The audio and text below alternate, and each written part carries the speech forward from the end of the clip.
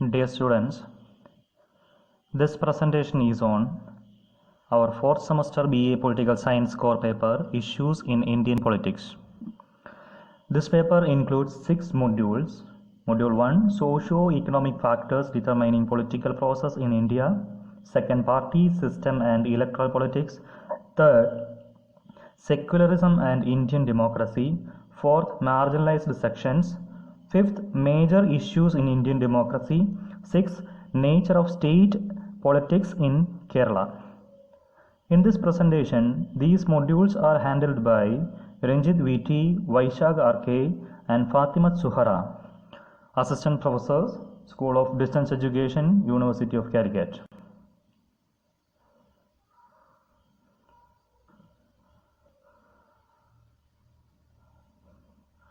Module 1, Socio-economic factors of caste and class determining political process in India.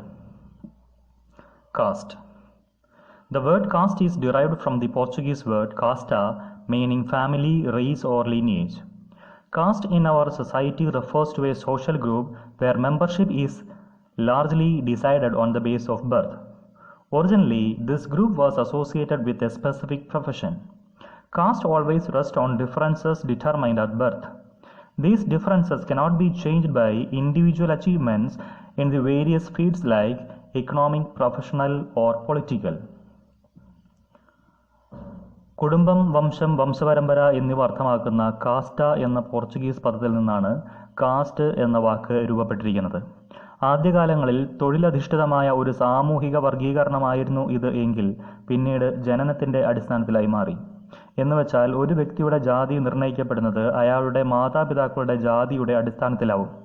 ഇത് വിദ്യാഭ്യാസത്തിലൂടെയോ ഉന്നത സ്ഥാനമാനങ്ങളിലൂടെയോ തൊഴിൽ മേൽക്കോയ്മയിലൂടെയോ സാമ്പത്തികപരമായ മേൽക്കോയ്മയിലൂടെയോ മാറ്റത്തിന് വിധേയമാവുന്നില്ല.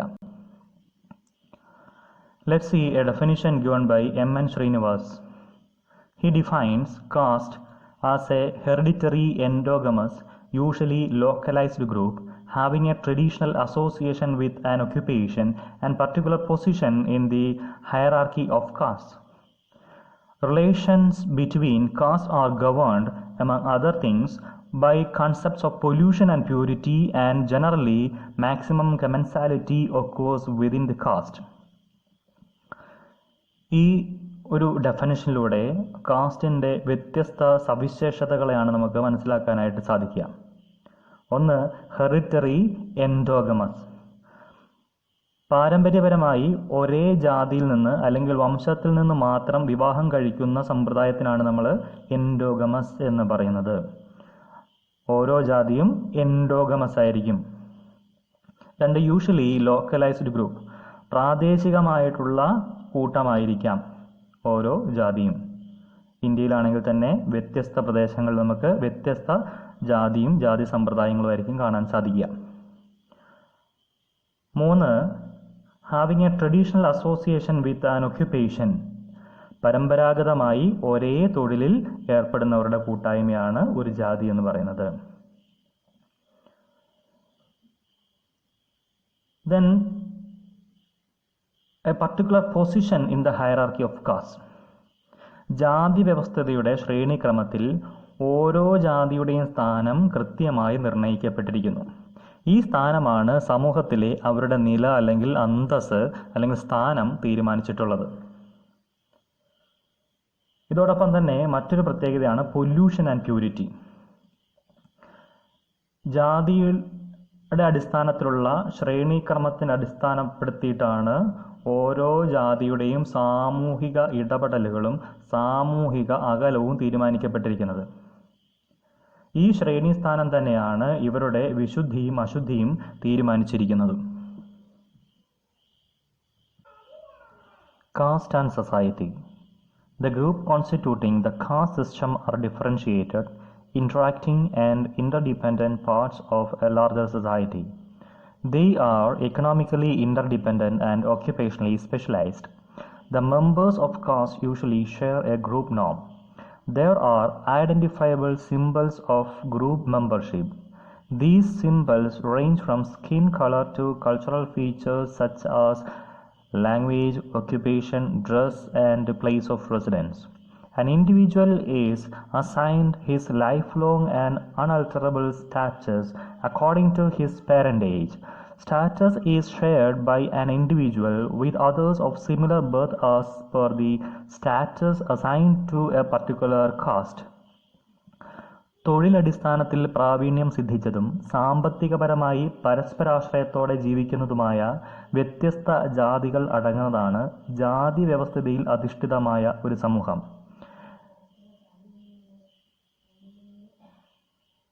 ചർമ്മത്തിൻ്റെ നിറം, സാംസ്കാരിക സവിശേഷതകൾ, ഭാഷാശൈലി, തൊഴിൽ, വസ്ത്രധാരണം, ആവാസസ്ഥലം എന്നിവ ഓരോ ജാതിയിലെയും അംഗങ്ങളുടെ തിരിച്ചറിയൽ സൂചകങ്ങളായി കണക്കാക്കുന്നു.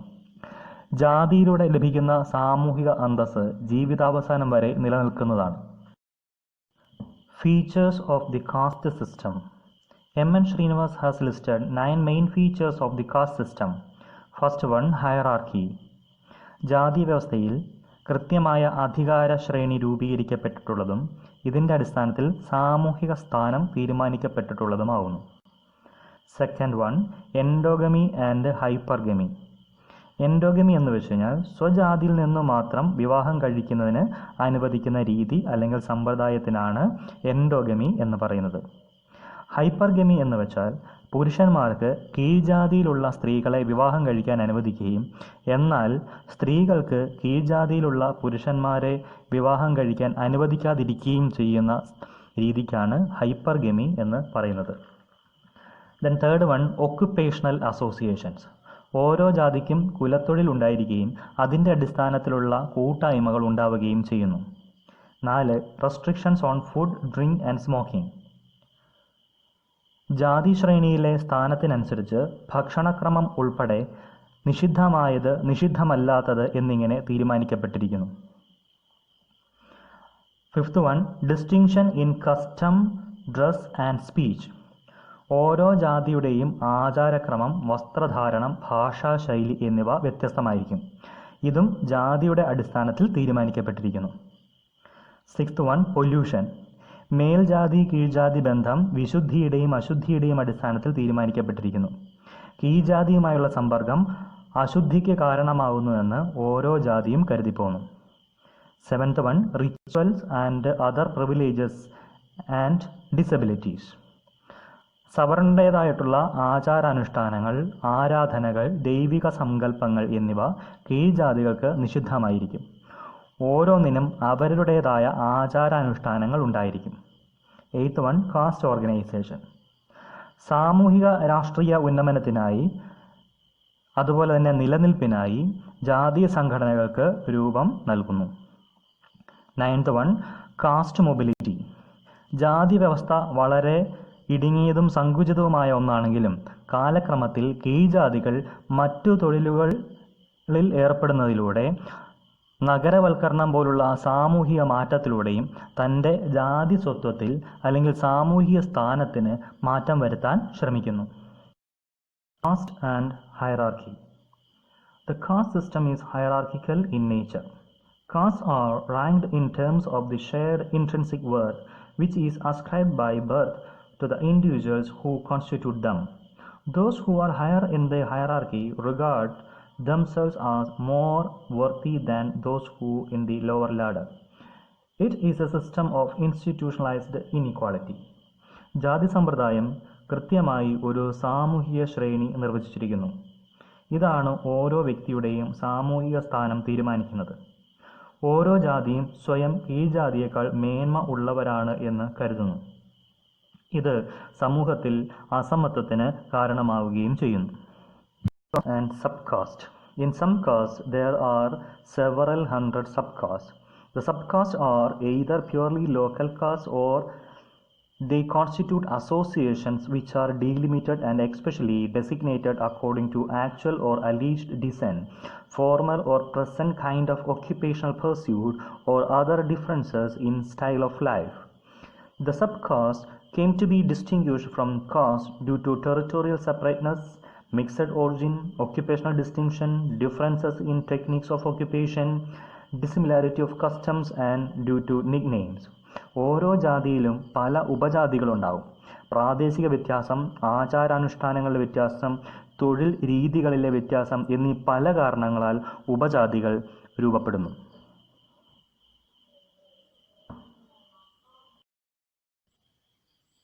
Origin of caste system in India.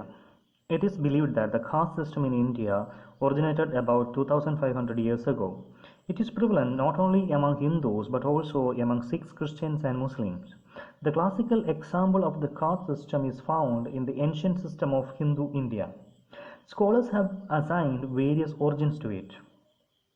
It is a product of the cultural conflict between the Aryans of the north and the people of south whom they invaded 1000 years ago. Another view, it was due to the difference in color between the lighter invaders and the darker native population. Another opinion, the division of labor was the base of origin of the Indian caste system.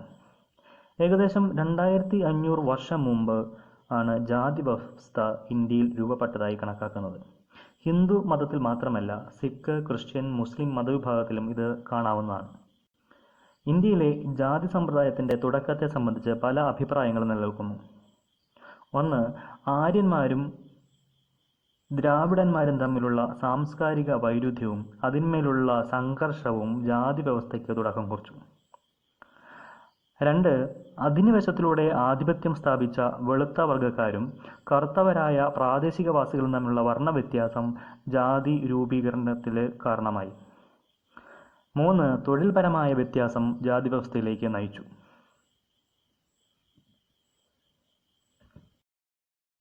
The Aryans, a light-skinned people, conquered the dark-skinned Dravidians and imposed an unequal form of accommodation on them.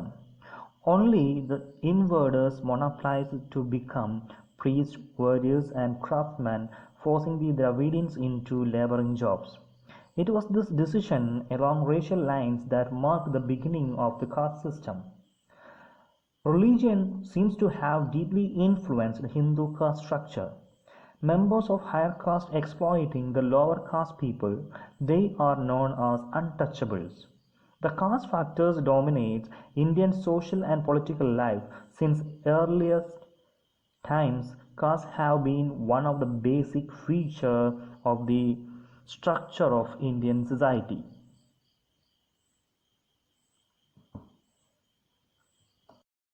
Stratification based on caste. In India, caste is the central fact of social structure. It originally referred to the distinction between Arya and Dasa.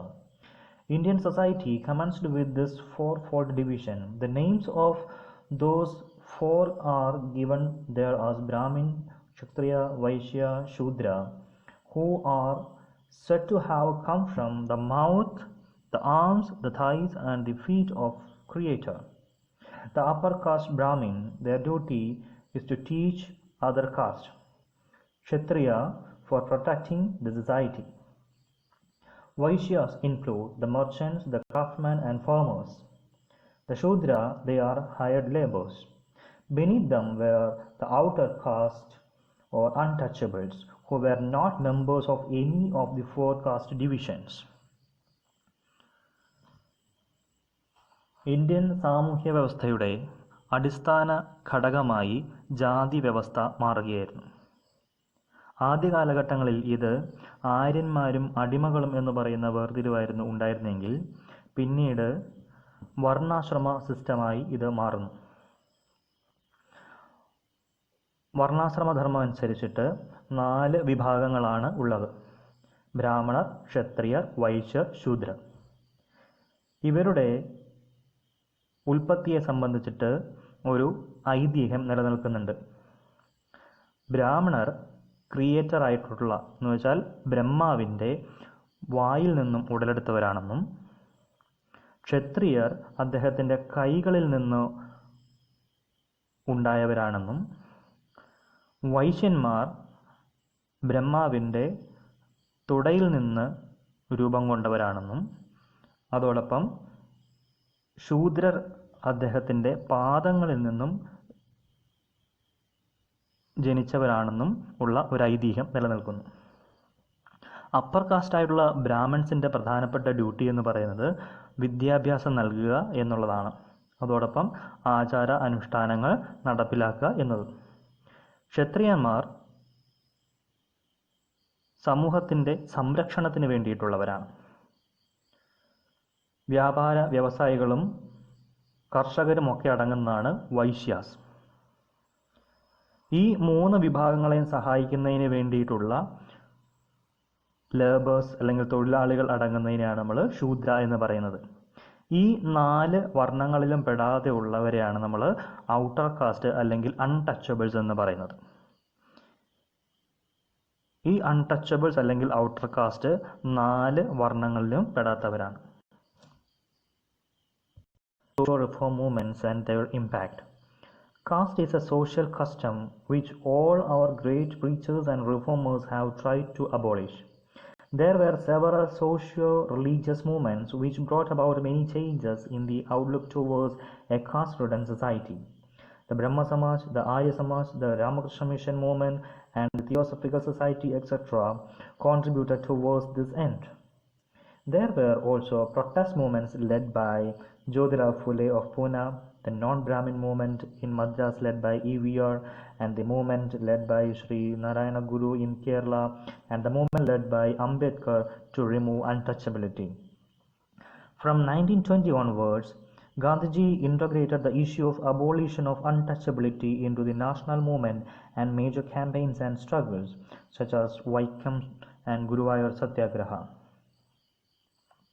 The forces of urbanization and industrialization have also contributed substantially to undermine the caste system by facilitating closer contact and collaboration between different castes. ജാതി വ്യവസ്ഥ അസമത്വത്തിനും തൊട്ടുകൂടായ്മ, തീണ്ടിക്കൂടായ്മ, അടിമത്തം തുടങ്ങിയ സാമൂഹിക അനീതിക്കും മൂലകാരണമായി മാറി.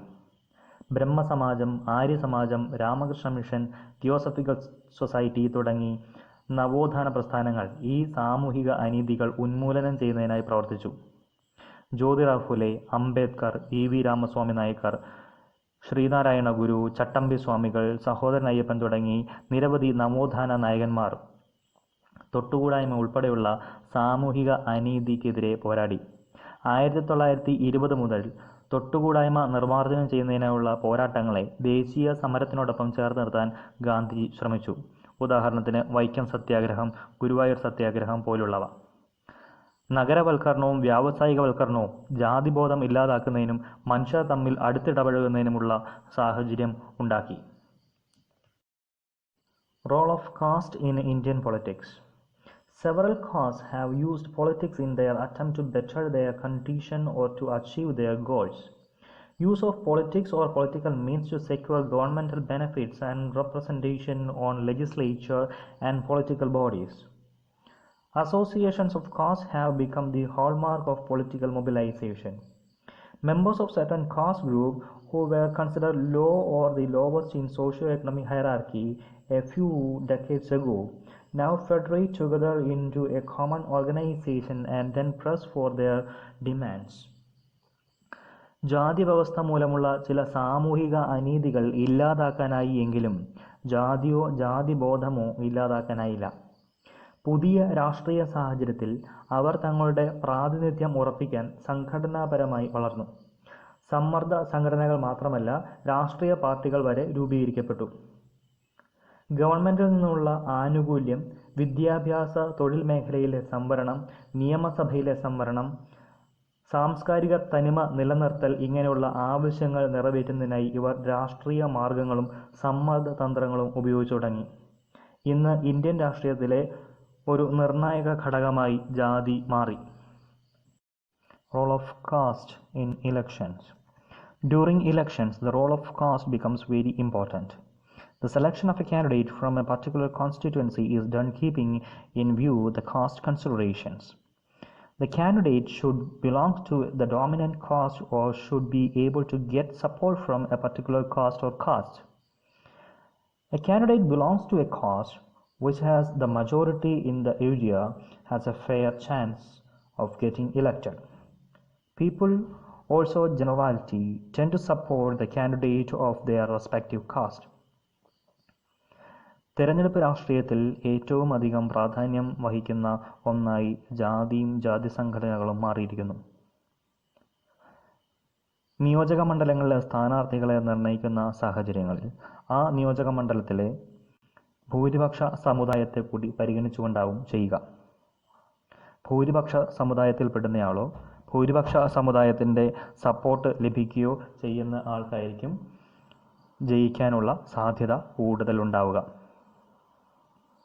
മാത്രമല്ല, ഒരു വിഭാഗം ജനങ്ങൾ തങ്ങളുടെ സമുദായത്തിൽപ്പെടുന്നയാൾ പ്രതിനിധിയായി വരുന്നതിനായി താൽപ്പര്യപ്പെടുകയും ചെയ്യുന്നു.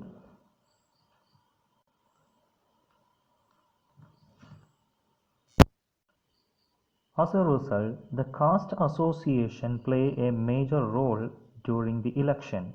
The political parties are associate-ridden. Within a political party, alliances are formed on the basis of caste. There has also been a case of one particular caste allying with one party and other to other party. For example, in Andhra Pradesh, there have been constant struggle between dominant castes of Kammas and Reddys. Both have been rival to each other. തെരഞ്ഞെടുപ്പ് രാഷ്ട്രീയത്തിൽ ജാതി സംഘടനകൾ നിർണായക പങ്ക് വഹിക്കുന്നതിനാൽ രാഷ്ട്രീയ പാർട്ടികൾ ഇത്തരം സംഘടനകളുമായി പ്രത്യക്ഷമായോ പരോക്ഷമായോ ബന്ധം സ്ഥാപിക്കുന്നു.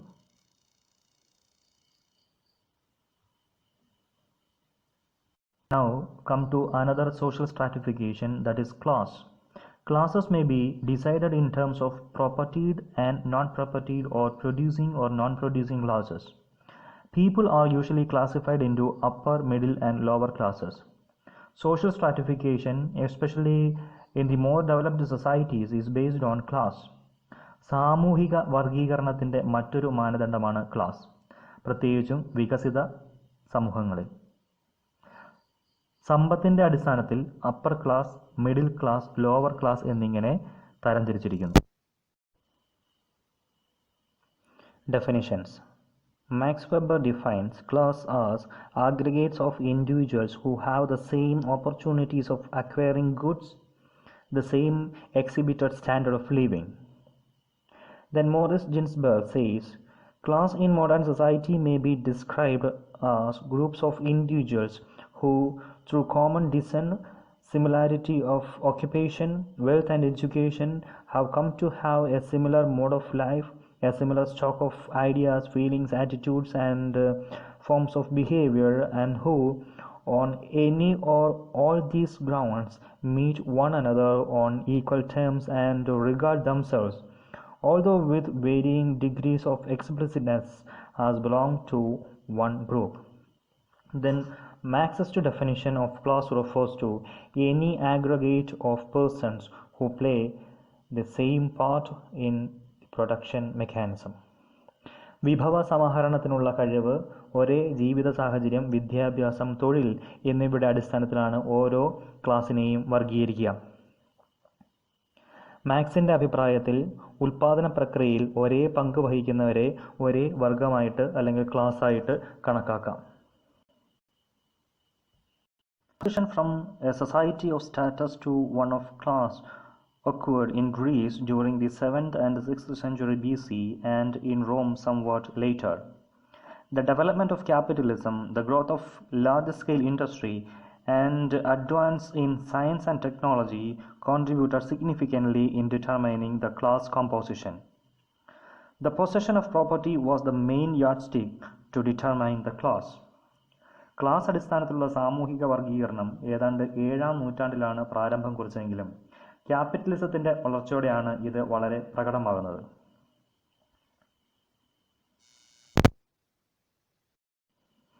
Approaches to the study of class. Marxian perspective on class. He derived his ideas of class from what he called the scientific laws of history. There are 3 major economic classes in modern society: landlords receiving rent, capitalists receiving profit, and workers receiving wages. The 3 classes were differentiated in accordance with their relation to the means of production. First one, capitalists or owners of means of production. Second, workers or all those who employed by others. Third, landlords, who differ from the capitalists and they are regarded as survivors of feudalism. The three great social groups lived on profit, wages, and rent through utilization of their capital and their private land respectively. The history of mankind has been a continuous struggle of castes. During feudalism, there were struggles between landlords and serfs. Under capitalism, the people are divided into bourgeoisie and the proletariat. While the bourgeoisie concentrates on converting surplus value in profit, the proletariat tries to resist this attempt. In this struggle, the workers realize that the powers of the bourgeoisie rest upon the ownership of means of production. They also realize that the economic exploitation can be ended only through the establishment of a socialist society based on collective ownership.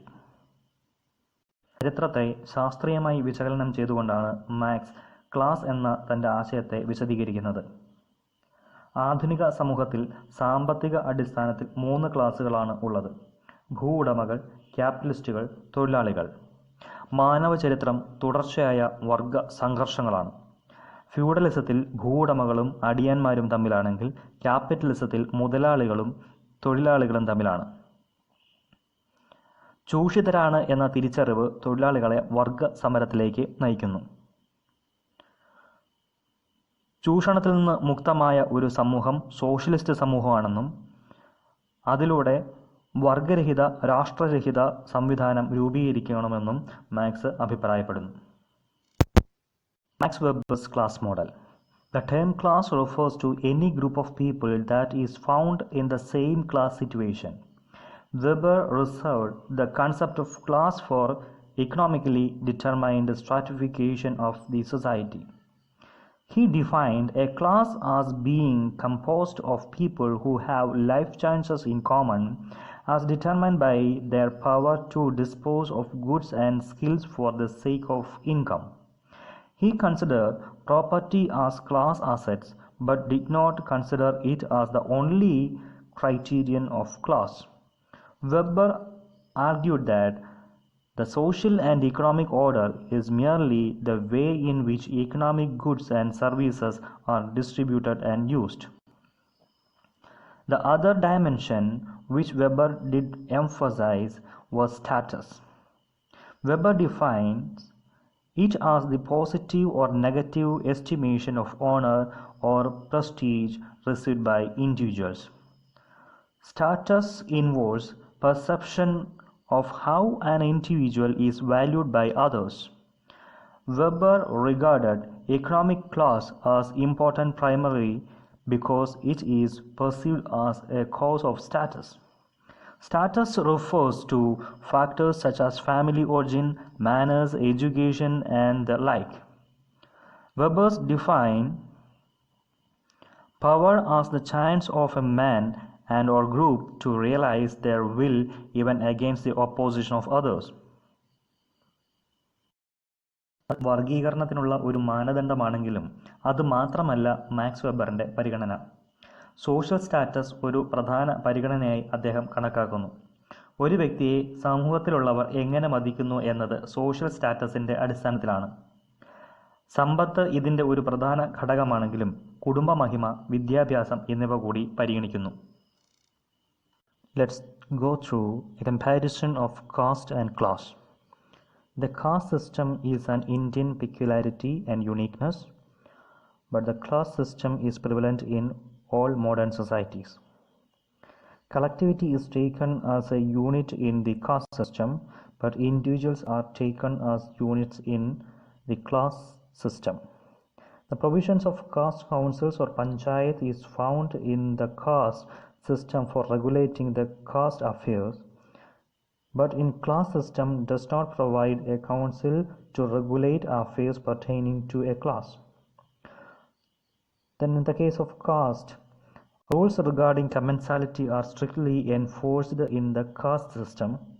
The class system has no rules regarding commensality. There are a number of caste and subcaste. There are also regional variations. But in the case of class, the class division is a simple phenomenon, and it is widely held that there are only three classes: the higher, middle, and lower.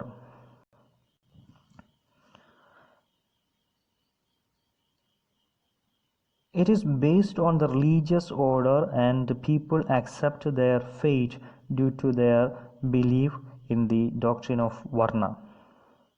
But in the case of class, the class system cuts across the religious barriers and can embrace members from all faiths.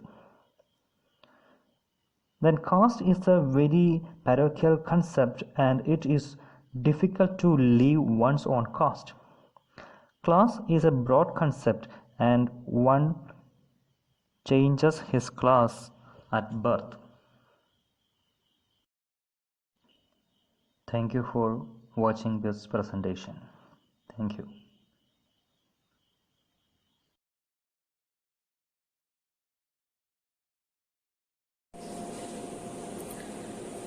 Hello dear students, 4th semester BA Political Science Issues in Indian Politics എന്ന പേപ്പറിൻ്റെ രണ്ടാമത്തെ മൊഡ്യൂളാണ് നമ്മളിന്ന് discuss ചെയ്യാൻ വേണ്ടി പോകുന്നത്. രണ്ടാമത്തെ module party system and electoral politics. Okay, in this chapter we are going to discuss about party system, various political parties in India, national parties, regional parties and their features. Okay, so let's start with party system in India. All of you know that political parties play vital roles in all democratic states. അല്ലേ?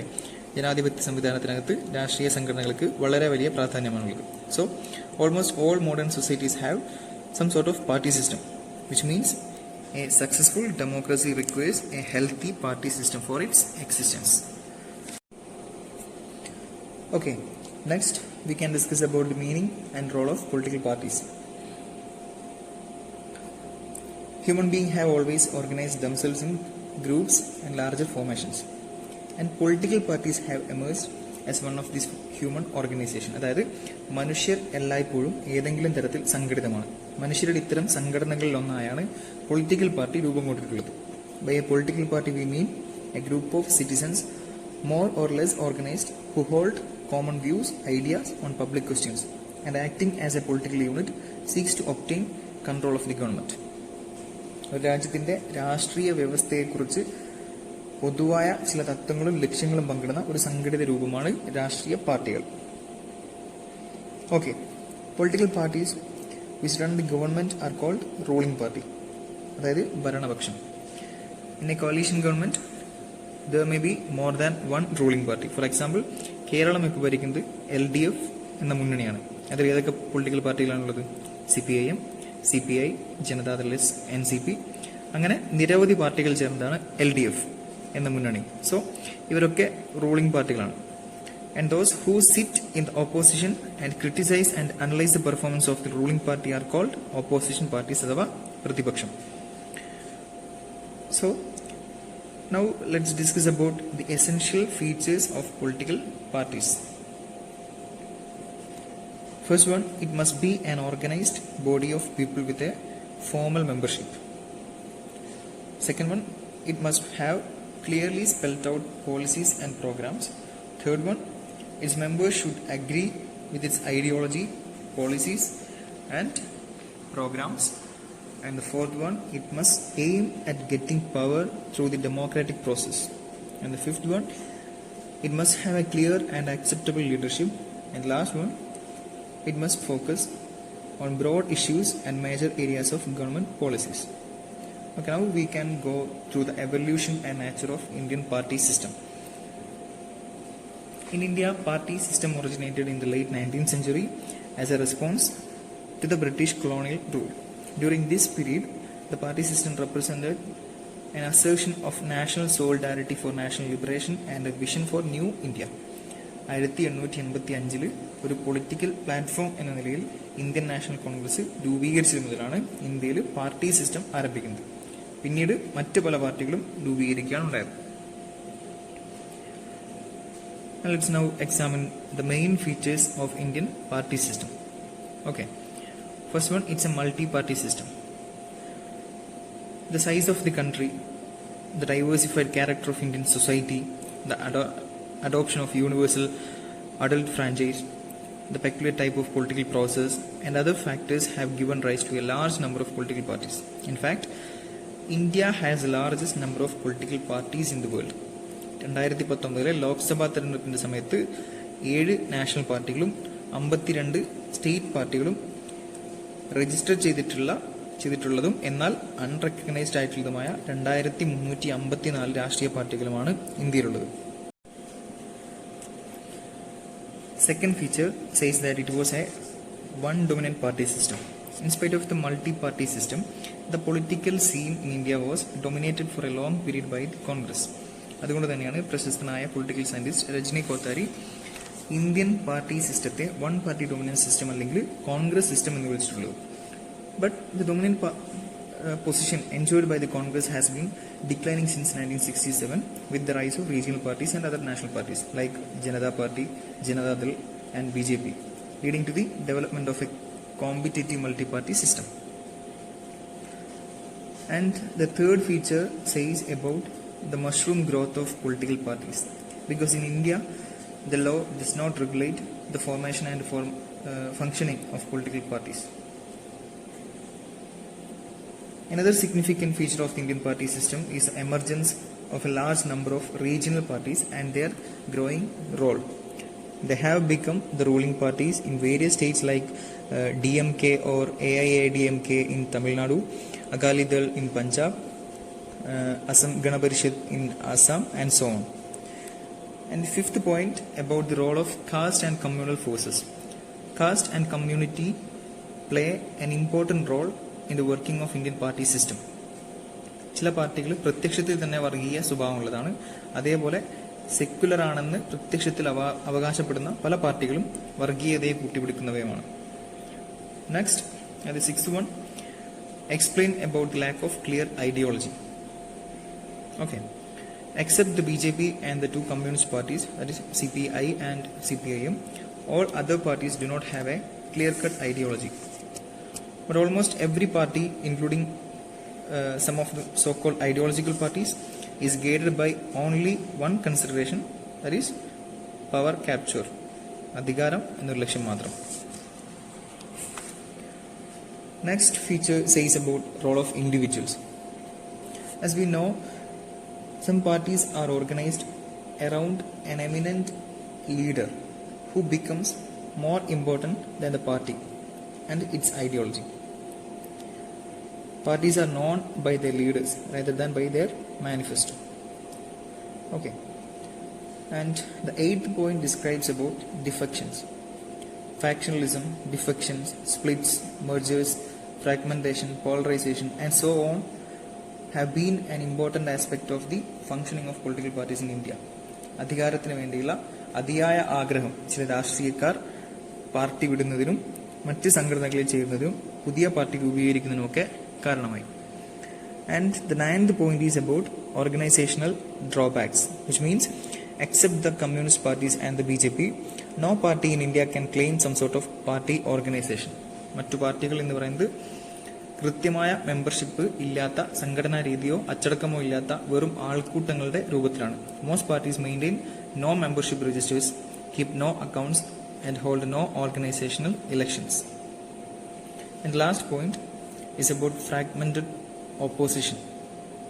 The opposition in India is unable to constitute an alternative to the ruling party. ഇന്ത്യയിലെ ഇന്നത്തെ രാഷ്ട്രീയ സംഭവ വികാസങ്ങൾ എടുത്ത് നോക്കിയാലും ഭരണപക്ഷത്തിന്റെ ചില ജനവിരുദ്ധ നയങ്ങൾക്കെതിരെ യോജിച്ച് പ്രവർത്തിക്കാൻ പ്രതിപക്ഷത്തിന് കഴിയുന്നില്ല എന്നത് നമുക്ക് കാണാൻ സാധിക്കും. Okay, these are the main features of Indian party system. Next, we are going to analyze about various political parties. ഇന്ത്യയിലെ രാഷ്ട്രീയ സംഘടനകളെ നമുക്ക് രണ്ടായി തരംതിരിക്കാം, national parties and regional parties.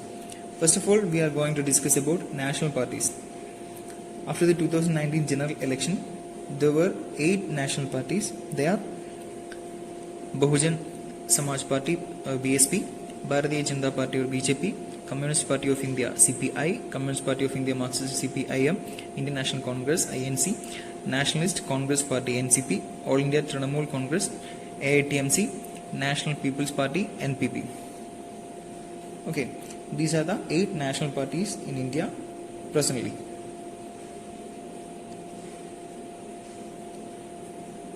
First one, Bahujan Samaj Party or BSP, formed in 1984, and the inspiration for the creation of party was Dr. B.R. Ambedkar, and it was founded by Kanshiram and succeeded by Mayavadi in 2003. In 1993, they entered into an alliance with the Samajwadi Party for the governance of Uttar Pradesh. But in 1995, they left the coalition, and Mayavadi, with the support of BJP, became chief minister in the state. And there was a radical shift in its core ideology because it embraced all Indian communities, including the Hindu upper class. It shows a remarkable change in its electoral politics. In 2007 polls, BSP candidate either won or come second in more than 3/4 of the seats the party contested. അതായത് നമ്മൾ നേരത്തെ പറഞ്ഞു, doctor B R അംബേദ്കറിന്റെ ചിന്താഗതിയിൽ നിന്നും പ്രചോദനം ഉൾക്കൊണ്ടാണ് BSP എന്ന party രൂപീകരിച്ചത്. പക്ഷെ പിന്നീട് അതിന്റെ കോർ ഐഡിയോളജിയിൽ മാറ്റം വരുത്തുകയുണ്ടായി. തുടക്കത്തിൽ ഒരു കമ്മ്യൂണിറ്റിയെ മാത്രം റെപ്രസെന്റ് ചെയ്തിരുന്ന BSP എല്ലാ വിഭാഗങ്ങളെയും ഉൾക്കൊള്ളുന്ന സമീപനം സ്വീകരിച്ചു, ഇൻക്ലൂഡിംഗ് ഹിന്ദു അപ്പർ ക്ലാസസ്. അതിന്റെ തുടർച്ചയായി 2007 തെരഞ്ഞെടുപ്പിൽ മത്സരിച്ച 4-ൽ 3 സീറ്റിലും BSP ഒന്നുകിൽ ജയിക്കുകയോ അല്ലെങ്കിൽ 2ാം സ്ഥാനത്തെത്തുകയോ ചെയ്തു. But there occurred a downfall in the 2012 state assembly elections and in 2014 Lok Sabha polls. However, the BSP failed to win a single seat in 2014.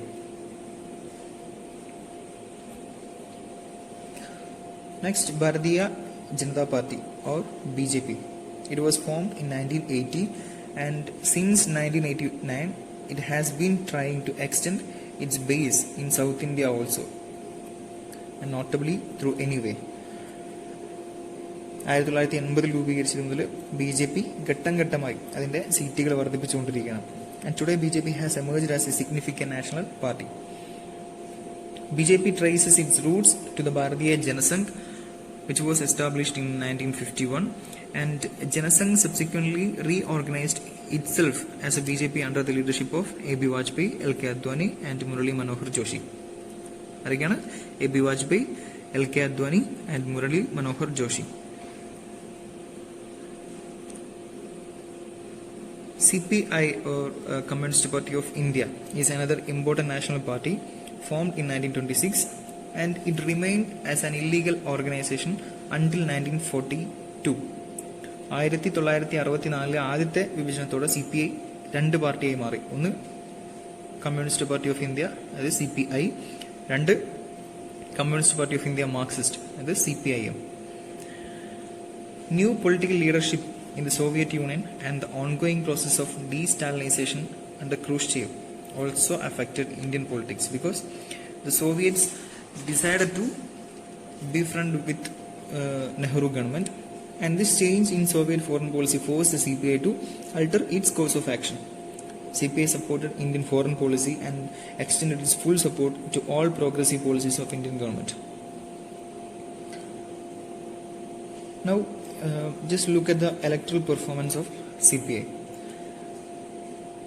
In the first general election, next to the Congress, CPI secured the largest number of assembly seats, winning 198 seats of the 587 it contested, and the result of the second general election were even more encouraging to the party, because in these elections it emerged as the second largest party in the country. അതുപോലെ തന്നെ 1957 CPI കേരളത്തിൽ ഭൂരിപക്ഷം നേടുകയും EMS നമ്പൂതിരിപ്പാടിന്റെ നേതൃത്വത്തിൽ തിരഞ്ഞെടുപ്പിലൂടെ അധികാരത്തിൽ വന്ന ലോകത്തിലെ ആദ്യത്തെ കമ്മ്യൂണിസ്റ്റ് ഗവൺമെന്റായി മാറുകയും ചെയ്തു. And the ideology and program of CPI can be described as the party stands to ending indifferences to the welfare of the working class, agricultural labor, scheduled caste and scheduled tribes. It aims at generating more jobs, implementing radical land reforms, and so on. And importantly, the CPI favors cooperation with all democratic and progressive forces. Next, Communist Party of India, Marxist, CPIM. As we mentioned earlier, a split in the Communist Party of India in 1964 led to the formation of CPIM. And CPIM was born into a hostile political climate, and at the time of the holding of its Calcutta Congress, large sections of its leaders and cadres were jailed without trial. CPIM favored a tactic of united front from below, of alliance with the peasants and workers to defeat the Congress. കാരണം ആ സമയത്ത് കോൺഗ്രസിന്റെ സ്വേച്ഛാധിപത്യ രീതിയിലുള്ള ഭരണമായിരുന്നു ഇന്ത്യയിൽ. And elections were to be used as a means to mobilize the masses. Indian National Congress is another important national party which formed in 1885. It is one of the largest and oldest democratically operating political party in the world. നമ്മൾ നേരത്തെ സൂചിപ്പിച്ചു 1885 അതായത് British colony വാഴ്ചക്കാലത്താണ് Indian National Congress രൂപീകരിക്കുന്നത്. അതിനുശേഷം Indian സ്വാതന്ത്ര്യ സമര പോരാട്ടങ്ങൾക്ക് നേതൃത്വം കൊടുക്കുന്ന നിലയിലേക്ക് ഇന്ത്യൻ നാഷണൽ കോൺഗ്രസ് ഉയർന്നു വന്നതായി നമുക്ക് കാണാൻ സാധിക്കും. And after independence in 1947 it became the nation's dominant political party. അങ്ങനെ ആകെ 49 വർഷക്കാലം കേന്ദ്രത്തിൽ ഭരണം നടത്താൻ ഇന്ത്യൻ നാഷണൽ കോൺഗ്രസിന് കഴിഞ്ഞു. And there have been 7 Congress prime ministers. ആദ്യത്തേത് നിങ്ങൾക്കറിയാം, ജവഹർലാൽ നെഹ്റു 1947 മുതൽ 1964 വരെ. കോൺഗ്രസിന്റെ ഏറ്റവും അവസാനത്തെ പ്രധാനമന്ത്രിയാണ് മൻമോഹൻ സിംഗ്. അതിനുശേഷം നിലവിൽ നമ്മുടെ രാജ്യം ഭരിക്കുന്നത് BJPയുടെ നേതൃത്വത്തിലുള്ള ഗവൺമെന്റാണ്. And Indian National Congress has succeeded in creating a broad and powerful anti imperialist movement consisting of different classes of people. രാജ്യത്തെ വ്യത്യസ്ത വിഭാഗങ്ങളിൽപ്പെട്ട ജനങ്ങളെ ഒന്നാകെ അണിനിരത്തിക്കൊണ്ട് കൊളോണിയൽ ഭരണത്തിനെതിരെ ശക്തമായ നീക്കങ്ങൾ നടത്തുവാൻ ഇന്ത്യൻ നാഷണൽ കോൺഗ്രസിന് കഴിഞ്ഞു. അല്ലെങ്കിൽ ശക്തമായ നീക്കങ്ങൾ നടത്തുന്നതിൽ ഇന്ത്യൻ നാഷണൽ കോൺഗ്രസ് വിജയിച്ചു. ഒരു പൊളിറ്റിക്കൽ പാർട്ടി എന്നതിനപ്പുറത്ത് ബഹുജന പ്രസ്ഥാനം എന്ന നിലയിലാണ് ഇന്ത്യൻ നാഷണൽ കോൺഗ്രസ് ആദ്യകാലങ്ങളിൽ പ്രവർത്തിച്ചത്. And under Gandhiji the Congress acquired an organisational structure. പിന്നീട് 1969 ഇന്ത്യൻ നാഷണൽ കോൺഗ്രസ് വിഭജിച്ച് 2 പ്രസ്ഥാനങ്ങളായി മാറുകയുണ്ടായി. അങ്ങനെ 1971 ലോക്സഭാ തെരഞ്ഞെടുപ്പിൽ ഇന്ദിരാഗാന്ധിയുടെ നേതൃത്വത്തിലുള്ള കോൺഗ്രസ് ഐ അധികാരത്തിൽ വന്നു. 1972 അസംബ്ലി തെരഞ്ഞെടുപ്പുകളിലും ഭൂരിഭാഗം സംസ്ഥാന ഭരണവും കോൺഗ്രസ് ഐ നേടിയെടുത്തു. But centralisation of power and self style leadership of the Congress led to the declaration of internal emergency in 1975. അടിയന്തരാവസ്ഥ കാലത്ത് ഇന്ത്യയെക്കുറിച്ച് നിങ്ങൾ പഠിച്ചിട്ടുണ്ട്. കൂടുതൽ വിശദീകരിക്കേണ്ടെന്ന് തോന്നുന്നു. കാരണം ആ കാലഘട്ടത്തിൽ രാജ്യത്ത് നടന്ന അക്രമങ്ങളും കൊള്ളയും കൊലപാതകങ്ങളും ഒക്കെ നമുക്ക് അറിയാവുന്നതാണ്. കോൺഗ്രസിന്റെ അത്തരമൊരു നിലപാടിന്റെ തിരിച്ചടി എന്ന പോലെ 1977 ലോക്സഭാ തെരഞ്ഞെടുപ്പിൽ ചരിത്രത്തിൽ ആദ്യമായി കോൺഗ്രസ് പരാജയപ്പെടുകയും ജനതാ പാർട്ടി അധികാരത്തിൽ വരികയും ചെയ്തു. And Indian National Congress strongly supports liberal nationalism, a kind of nationalism compatible with the values of freedom, tolerance, equality and individual rights. ഇന്ന് നമ്മൾ നിരന്തരം കേൾക്കുന്ന നാഷണലിസം എന്ന കൺസെപ്റ്റ് ഇത്ര വിശാല കാഴ്ചപ്പാടോടു കൂടിയുള്ളതല്ല. Okay. And the economic policy adopted by the modern Indian National Congress is free market policies. Nationalist Congress party അഥവാ NCP is another important national party established in 1999 in New Delhi by 3 former members of the Indian National Congress. ആരൊക്കെയാണ്? ശരത് പവാർ, പൂർണ്ണ സംഗ്മ and Tariq Anwar. Later, NCP became part of the Congress-led United Progressive Alliance or UPA coalition government in 2004. Next, we are going to discuss about All India Trinamool Congress, known as AITMC or TMC. It was founded by Mamata Banerjee. 34 വർഷത്തെ CPIM ഭരണം അവസാനിപ്പിച്ചുകൊണ്ട് 2011 മുതൽ മമതാ ബാനർജിയുടെ നേതൃത്വത്തിലുള്ള തൃണമൂൽ കോൺഗ്രസ് ആണ് west Bengal ഭരിക്കുന്നത്. and AITMC formed an alliance with the BJP in the NDA coalition at the center in 1999. അതുപോലെ തന്നെ 2009 തെരഞ്ഞെടുപ്പിൽ AITMC കോൺഗ്രസിന്റെ നേതൃത്വത്തിലുള്ള UPA-യുമായി യോജിച്ച് പ്രവർത്തിച്ചു. And last one, National People's Party. It was founded by P.A. Sangma after his expulsion from the NCP in July 2012. And its influence is mostly concentrated in the states of Meghalaya. Meghalayilana National People's Partyക്ക് കൂടുതൽ സ്വാധീനമുള്ളത്. It was accorded National Party status in 2019. And notably, it is the first political party from northeastern India to have attained this status. Okay. അപ്പോൾ ഇത്രയുമാണ് ഇന്ത്യയിലെ national പാർട്ടികൾ ആയിട്ടുള്ളത്. Now let's discuss about regional political parties. Indian party സിസ്റ്റത്തിന്റെ പ്രധാനപ്പെട്ട പ്രത്യേകതകളൊന്നാണ് regional പാർട്ടീസിന്റെ കൂടുതലായുള്ള സാന്നിധ്യം. By regional party we mean a party which generally operates within a limited geographical area and its activities are confined only to a single or handful of states. ഇന്ത്യയിൽ national പാർട്ടികളെക്കാൾ കൂടുതൽ regional പാർട്ടീസാണുള്ളത്. മാത്രമല്ല ചില സംസ്ഥാനങ്ങൾ ഭരിക്കുന്നതും ഇത്തരം റീജിയണൽ പൊളിറ്റിക്കൽ പാർട്ടീസാണ്. For example Andhra Pradesh, Tamil Nadu and so on. Now we are moving to the last part of this module, and here we are going to discuss about the role of regional and state parties. Okay, in India, each state has its own political parties and they represent the interest of particular linguistic, religious, regional and ethnic, caste or cultural groups. Indian രാഷ്ട്രീയത്തിൽ regional parties ഘട്ടം ഘട്ടമായി powerful ഫോഴ്സായിട്ട് രൂപപ്പെട്ടുകൊണ്ടിരിക്കുകയാണ്. പല national പാർട്ടികളിൽ നിന്നും state ഭരണം പിടിച്ചെടുക്കുന്ന നിലയിലേക്ക് regional parties emerged. And the major regional political parties are Shiromani Akali Dal, Dravida Munnetra Kazhagam or DMK, Shiva Sena, Telugu Desam National Conference, Assam Gana Parishad, Rashtriya Janata Dal, Indian Muslim League, Aam Aadmi Party and so on. Okay, so ഇത്രയുമാണ് ഈ ഭാഗത്ത് നമുക്ക് പഠിക്കാനുള്ളത്. എല്ലാവർക്കും മനസ്സിലായെന്ന് വിചാരിക്കുന്നു. Thank you.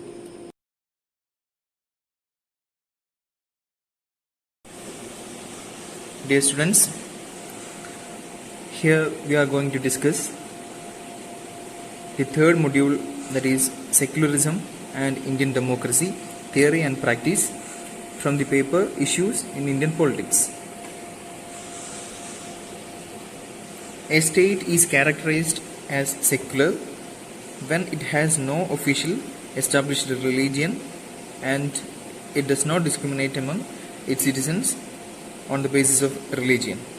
ഒരു state secular ആണെന്ന് അല്ലെങ്കിൽ മതേതരമായ ഒന്നാണെന്ന് എപ്പോഴാണ് നമ്മൾ പറയുക? ആ സ്റ്റേറ്റിന് ഔദ്യോഗികമായ ഒരു മതമില്ലെങ്കിൽ, അതേപോലെ മതത്തിൻ്റെ പേരിൽ രാജ്യത്തെ ജനങ്ങളോട് വേർതിരിവ് കാണിക്കുന്നില്ലെങ്കിൽ അതൊരു മതനിരപേക്ഷ സ്വഭാവമുള്ള സ്റ്റേറ്റ് ആണെന്ന് നമുക്ക് പറയാം. The essence of secularism rests on two basic principles. First one, separation of religion from politics, and second one, acceptance of religion as purely and strictly private affair of individuals having nothing to do with the state. Secularism as a concept has its origin in Western countries and relates to the separation of the church from the state, and it was used not as opposed to religion, അതായത് മതത്തിനെതിരായിട്ടുള്ള ഒരു concept ആയിട്ടല്ല, മറിച്ച് but as divorced from all religion or religion having nothing to do with the conduct of state affairs. Indian കണ്ടക്സ്റ്റിൽ secularism എന്ന് പറയുന്നത് കുറച്ചുകൂടെ വ്യത്യസ്തമാണ്. അതായത് എല്ലാ മതങ്ങളെയും തുല്യമായി കാണുക, അതേപോലെ മതത്തിൻ്റെ പേരിലുള്ള വിവേചനങ്ങളെ ഇല്ലാതാക്കുക തുടങ്ങിയവയാണ് ഇന്ത്യൻ കണ്ടക്സ്റ്റിൽ സെക്യുലറിസം കൊണ്ട് അർത്ഥമാക്കുന്നത്. In India, there have been two variants of secularism, the Gandhian version and the Nehruvian version. Jawaharlal Nehru has been a leading champion of the concept of secular state. യഥാർത്ഥത്തിൽ ഇന്ത്യയെ ഒരു മതനിരപേക്ഷ രാജ്യമാക്കി മാറ്റിയത് ജവഹർലാൽ നെഹ്റുവിൻ്റെ വളരെ വലിയ നേട്ടങ്ങളിലൊന്നായി പറയാൻ കഴിയും. And Nehru insisted that free India should be A non communal secular state. സ്വതന്ത്ര ഇന്ത്യ എന്ന് പറയുന്നത് ഒരു മതേതര രാജ്യമായിരിക്കണം. അത്തരം മതേതര മൂല്യങ്ങൾ ഇന്ന് സംരക്ഷിക്കപ്പെടുന്നുണ്ടോ എന്നത് നിങ്ങൾ ക്രിട്ടിക്കലി അനലൈസ് ചെയ്യണം. പൊളിറ്റിക്കൽ സയൻസ് സ്റ്റുഡൻ്റ് എന്ന നിലയിൽ സിറ്റിസൺഷിപ്പ് ആക്ടിനൊക്കെ മുൻനിർത്തിക്കൊണ്ട് അത്തരം കാര്യങ്ങളിലേക്ക് നിങ്ങളുടെ ചിന്തകളെ കൊണ്ടുപോകാം. Okay. And Gandhiji was the most powerful impulse of secularism in our country.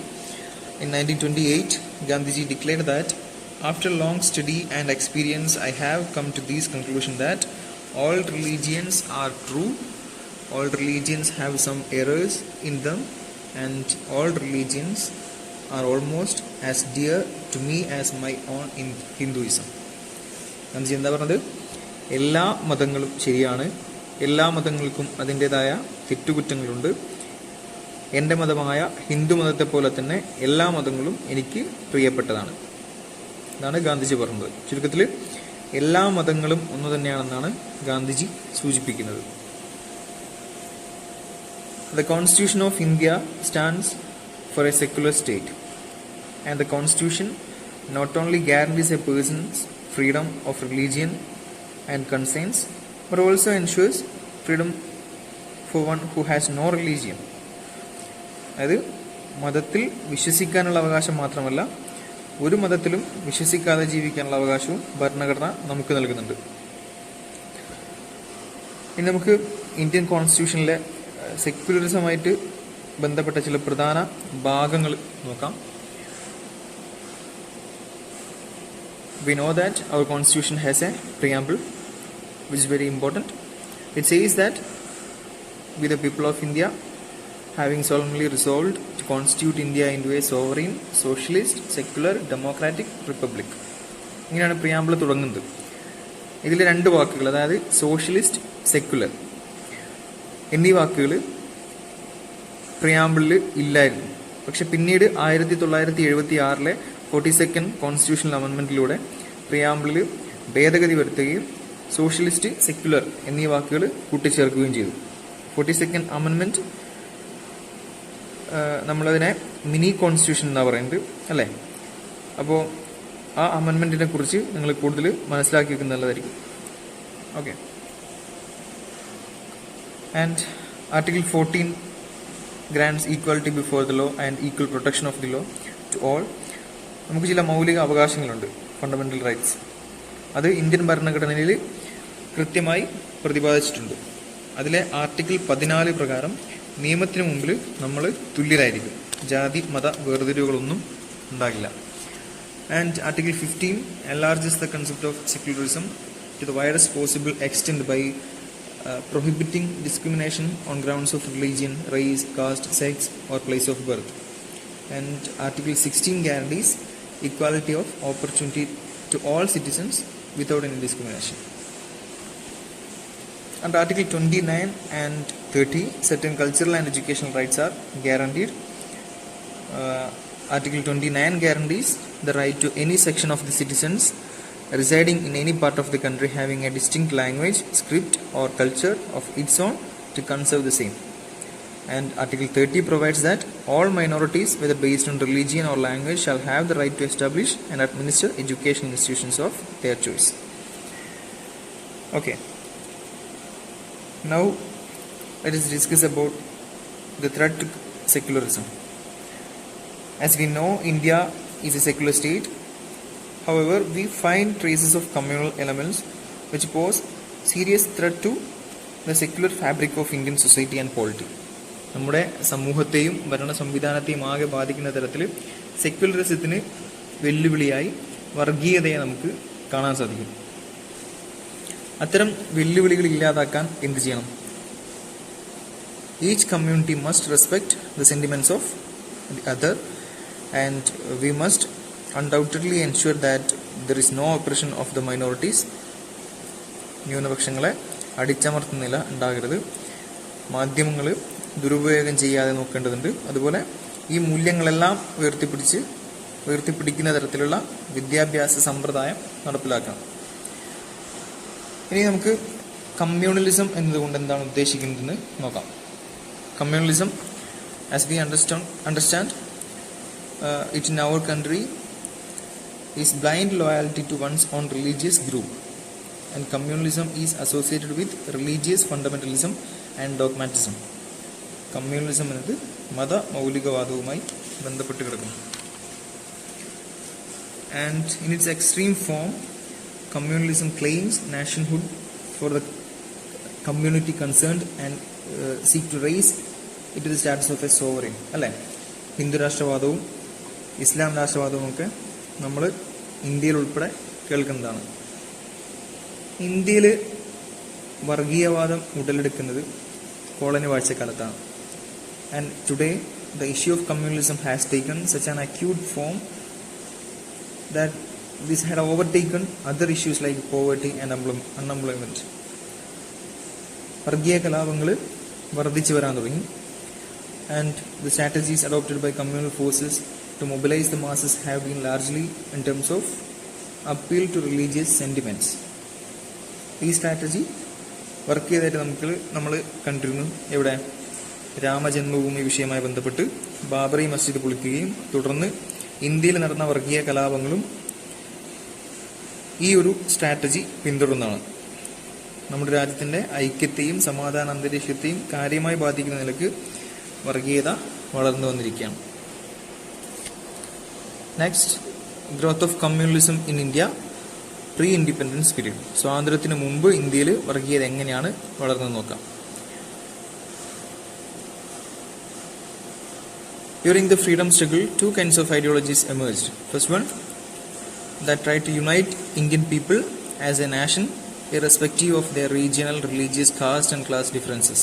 And the second one that tried to divide Indian people along the traditional lines of cleavages and diversities. The emergence of organizations like Muslim League, Jamaat-e-Islami, Hindu Mahasabha, RSS is part of this trend. And the colonial power, through their policy of divide and rule, contributed further the growth of communalism in India, which ultimately led to the partition of the country. അതായത് സ്വാതന്ത്ര്യ സമരകാലത്ത് രണ്ട് തരം ആശയങ്ങളാണ് ഇന്ത്യയിൽ രൂപപ്പെട്ടത്. ജാതി മത വർഗ വ്യത്യാസങ്ങളൊന്നും തന്നെ ഇല്ലാതെ ഇന്ത്യയിലെ ജനങ്ങളെ യോജിപ്പിച്ച് നിർത്തുന്ന ആശയവും, രണ്ടാമത് മനുഷ്യനെ വിഭജിച്ച് നിർത്തുന്ന ആശയവും. അങ്ങനെയുള്ള വിഭജനങ്ങളുടെ ഭാഗമായാണ് മുസ്ലിം ലീഗ്, ജമാഅത്തെ-ഇസ്ലാമി, ഹിന്ദു മഹാസഭ, RSS തുടങ്ങിയ സംഘടനകൾ രൂപീകരിച്ചത്.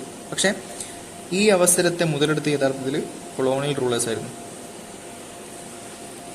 അവർ ഈ സന്ദർഭത്തെ മുതലെടുത്ത് ഭിന്നിപ്പിച്ച് ഭരിക്കുക എന്നൊരു തന്ത്രം രൂപീകരിക്കുകയും അത് ഇന്ത്യയുടെ വിഭജനത്തിലേക്ക് നയിക്കുകയും ചെയ്തു. Next, growth of communalism in the post independent period. Communalism is basically a political problem, and the political opportunities of major political parties helped the growth of communalism in India. Despite the well-known commitment to secularism, the Congress I leadership has often made alliance with the communal parties like Muslim League and Agalidal, and the CPIM also made relations with the Muslim League in Kerala from 1967 to 69. Today, communalism in its various shapes has acquired a very dangerous form.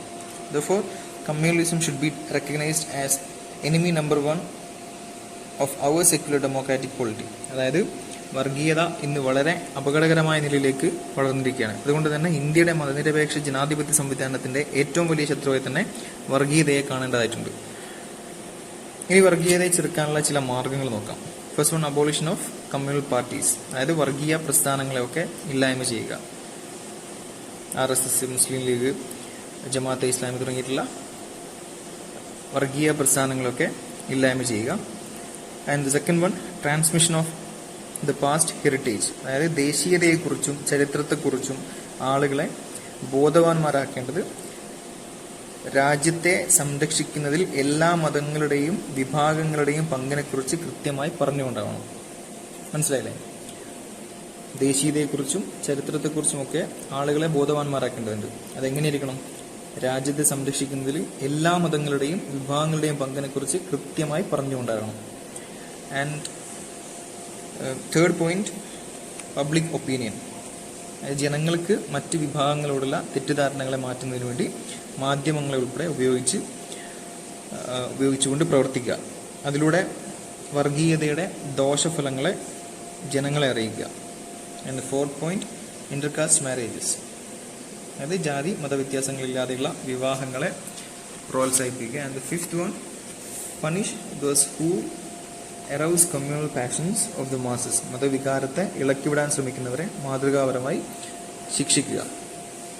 Next we are going to discuss about religious fundamentalism അഥവാ മത മൗലികവാദം. It refers to one's unwavering belief in the infallibility of the religious or philosophical scriptures in all matters of faith, religion and philosophy. And the attachment or belief is so strong that the believer takes a militant stand sometimes.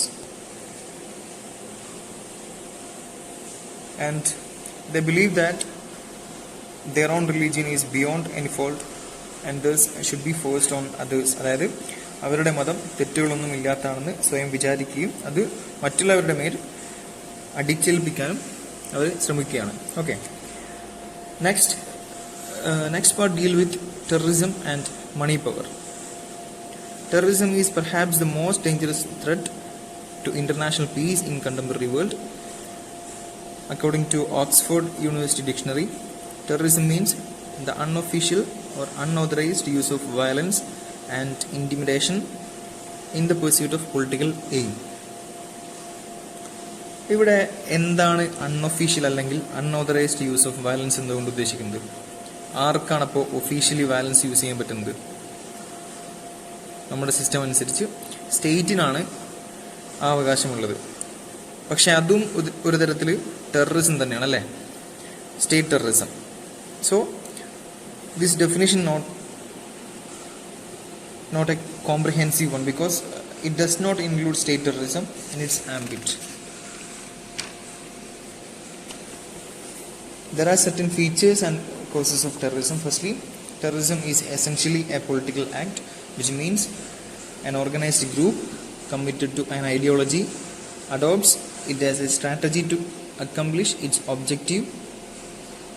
And secondly, the terrorist acts are planned in such manner that they should create a long-lasting impact both in political and psychological terms. Thirdly, a terrorist group has a hierarchical structure and resembles any normal organization with its chain of command from the chief to the foot soldiers. And fourthly, terrorists don't always attack their real adversaries. In most cases, their victims happen to be innocent people. അതായത് തീവ്രവാദികൾ എല്ലായ്പ്പോഴും അവരുടെ എതിരാളികളെ മാത്രമല്ല ആക്രമിക്കുന്നത്, ഭൂരിഭാഗം സന്ദർഭങ്ങളിലും നിഷ്കളങ്കരായ ആളുകളെയാണ് ആക്രമിക്കുന്നത്, കൊലപ്പെടുത്തുന്നത്. അതിലൂടെയാണ് അവർ ഭയം സൃഷ്ടിക്കുന്നത്. And fifthly, though terrorist acts are believed to be performed mostly by non-state actors, the state actors too occasionally resort to terrorism. And lastly, a significant feature of state terrorism is to make a dubious distinction between an act of terror carried out by non-state actors and the one executed by state agencies. Okay, ഇത്രയും കാര്യങ്ങളാണ് നമുക്ക് ഈ മൊഡ്യൂളിൽ പഠിക്കാനുള്ളത്. ഇതുമായി ബന്ധപ്പെട്ട മറ്റ് ബുക്കുകളും വായിക്കാൻ ശ്രദ്ധിക്കുക. Thank you.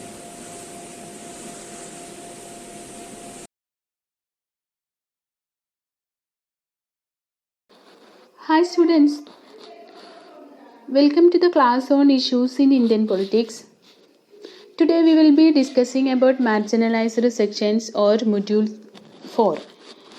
First, understand what is marginalization. If someone not mixed up with the society or a group, we can say he or she is marginalized.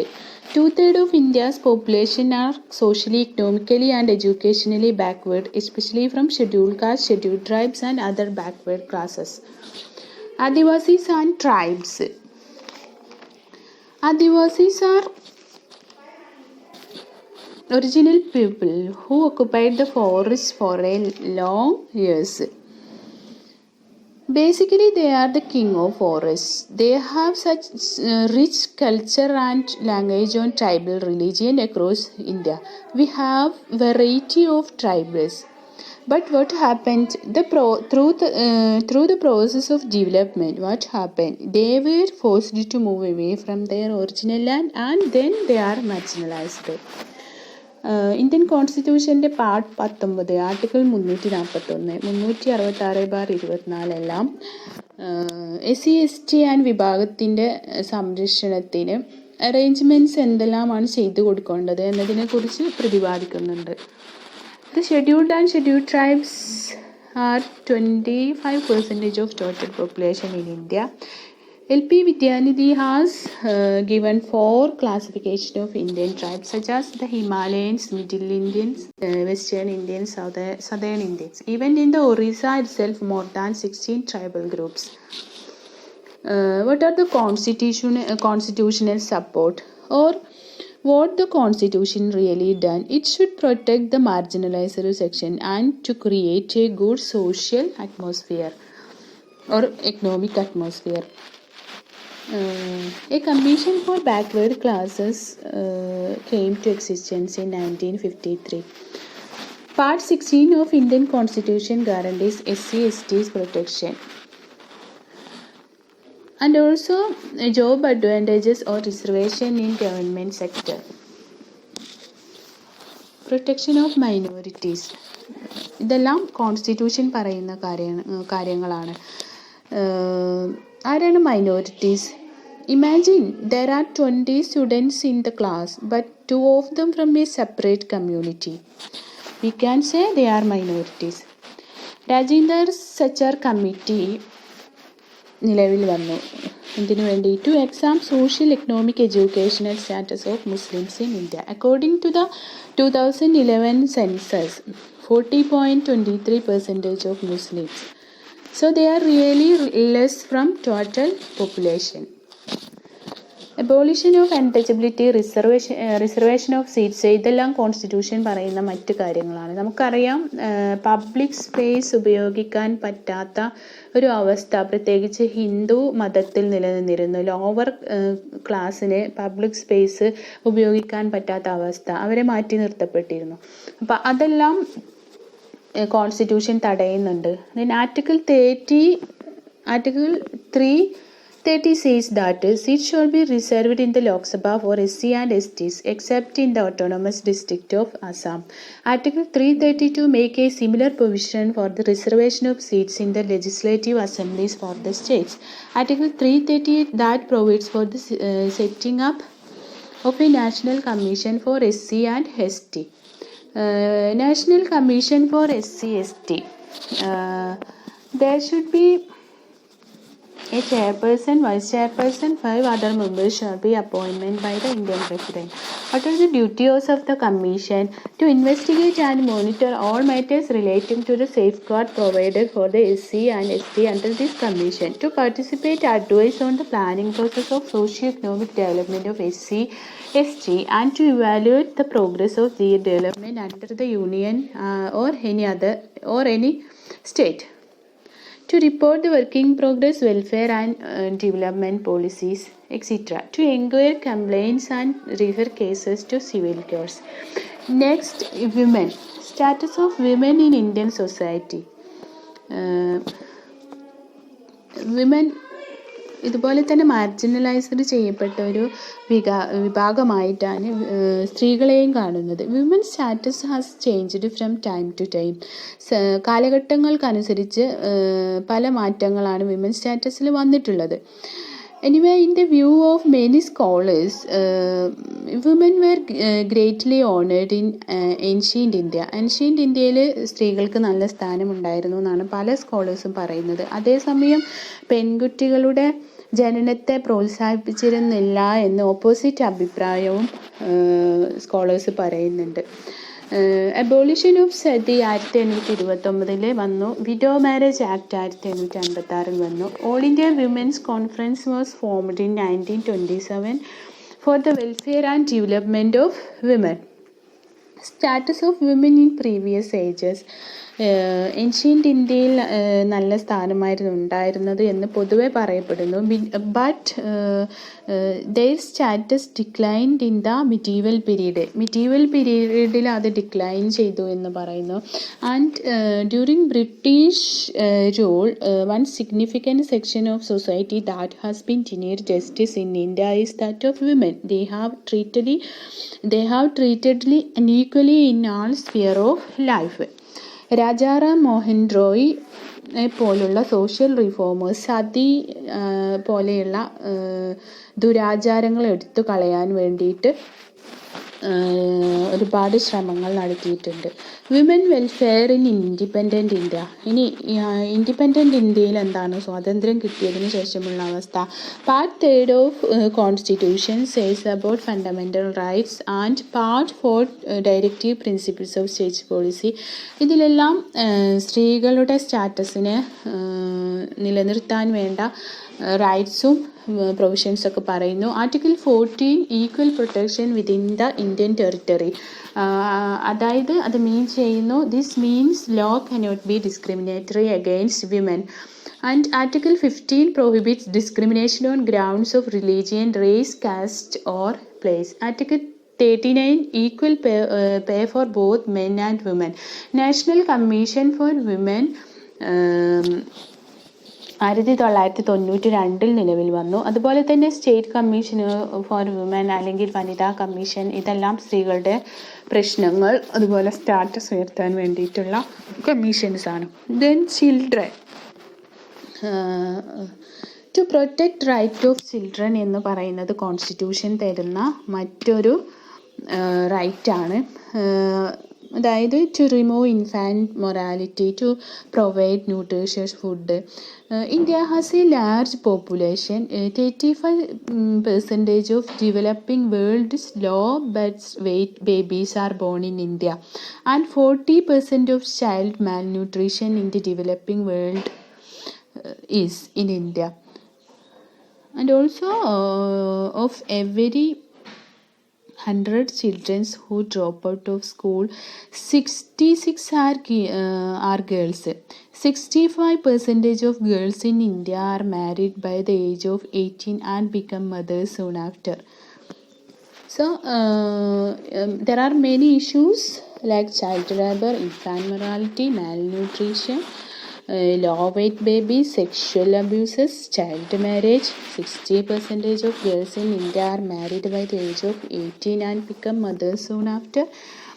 India is the home to the highest number of child laborers in the world and highest number of sexually abused children, with a child below 16 raped every 15 minutes, a child below 10 every 13th hour, and at least 1 in every 10 children sexually abused at any point in time. And what are the policies and protections Constitution giving? Special provisions for women and children. Article 50, prohibition on child labor.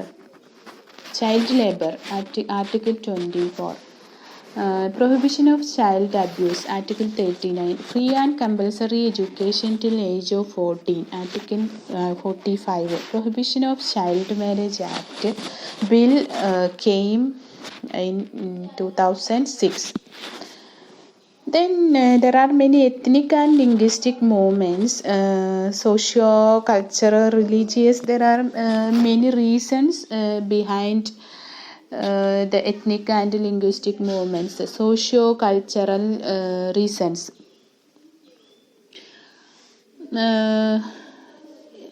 In Tamil Nadu, Dravidian movement, it was against domination of Aryan culture. Dravidian Association formed in 1915 and later it is changed to South Indian People's Association, which demanded creation of Dravidian state. Then similar movements happened in other parts of Indian states, Maharashtra movement, Jharkhand movement, the Assamese movement, and Punjab movement. Let us conclude. There are many issues. There are many issues that are facing by marginalized sections: religious disability, social vulnerability, occupational mobility, social distance, economic problems, educational problems. These are the main factors which led to the marginalization also. Thank you for watching.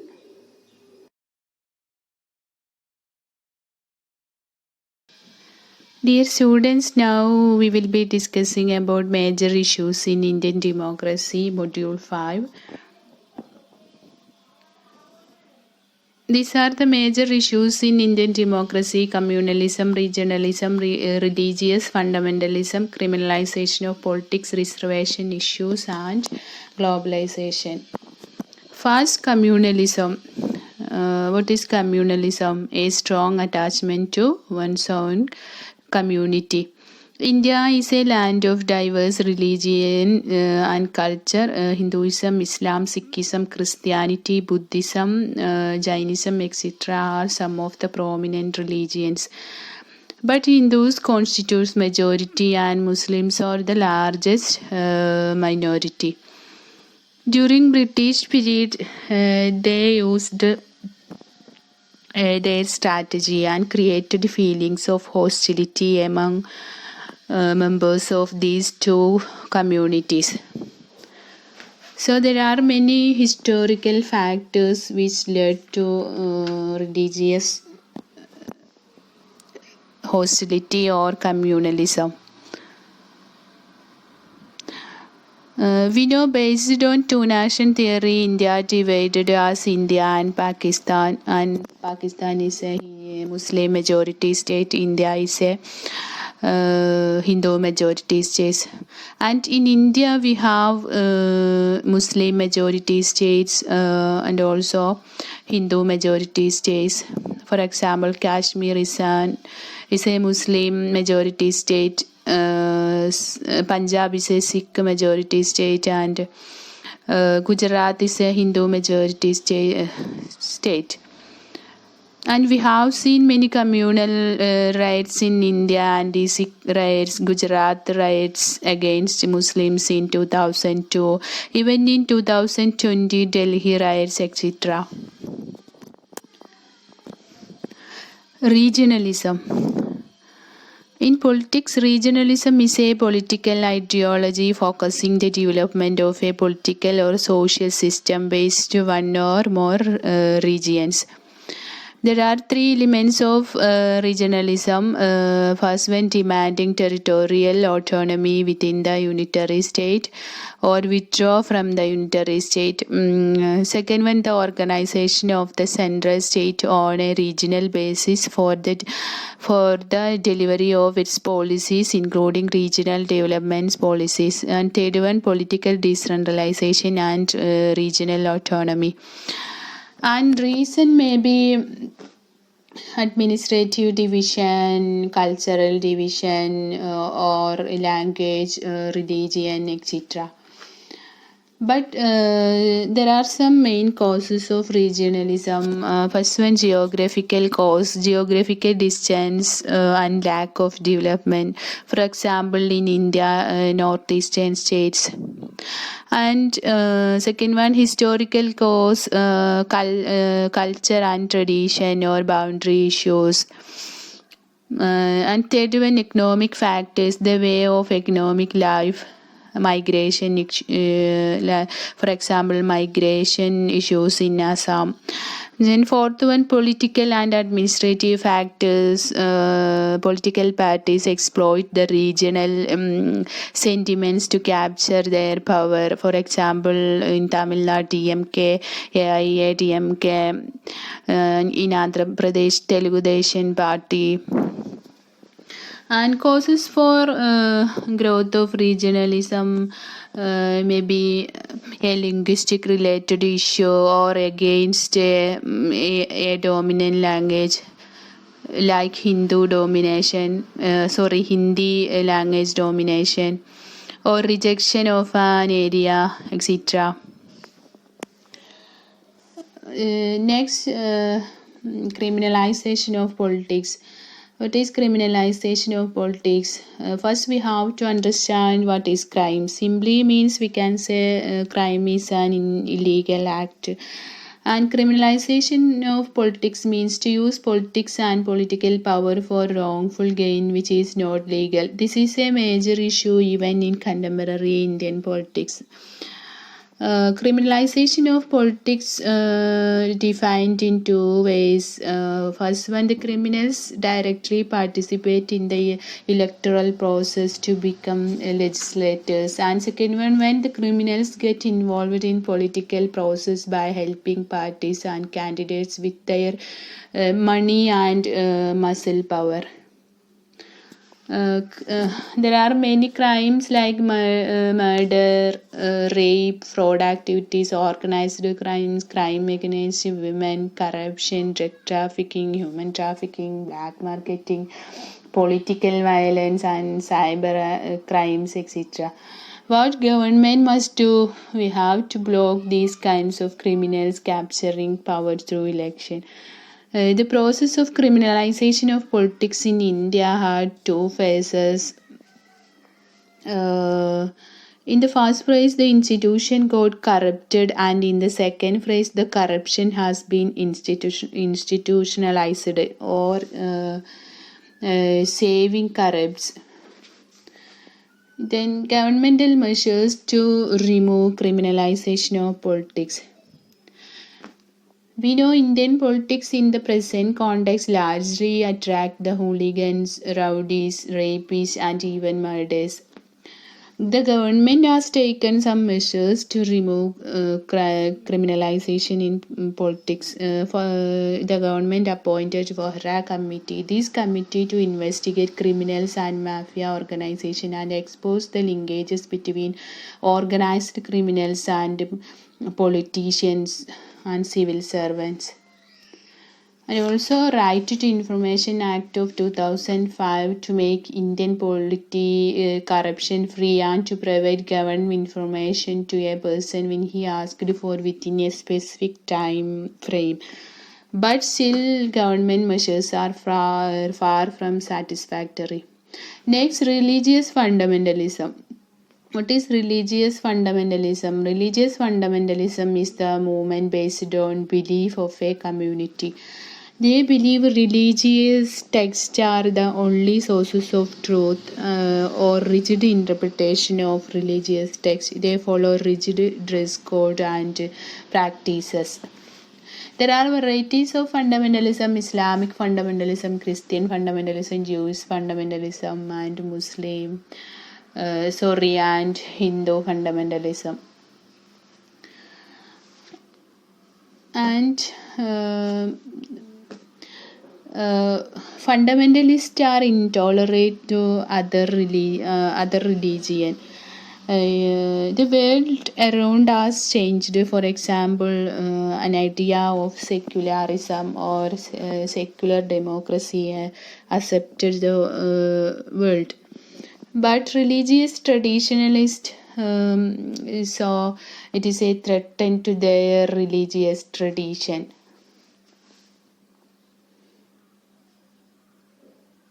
Next, globalization. Globalization is the process of interaction and integrating among people, companies, and governments worldwide. It is a way of free flow of capital. It removes barriers in trade. And also it is a spread of products, technology, information, and jobs across national borders and cultures. There are many threats creating globalization in Indian democracy.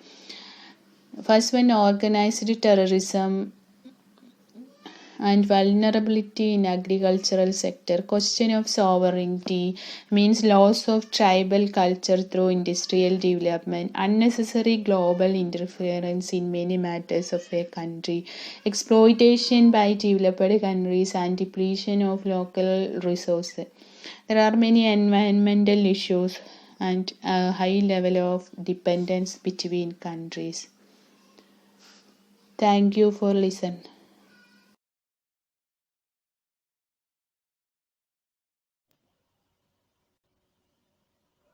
Module 6 Nature of State Politics in Kerala. Party System in Kerala. Political activity in Kerala takes place in a multi-party democratic framework within the overall context of the national politics of India. The state legislature is unicameral and has a membership of 141, where 140 are elected and 1 is nominated from the Anglo-Indian community. It has 20 seats in the Lok Sabha and 9 seats in the Rajya Sabha.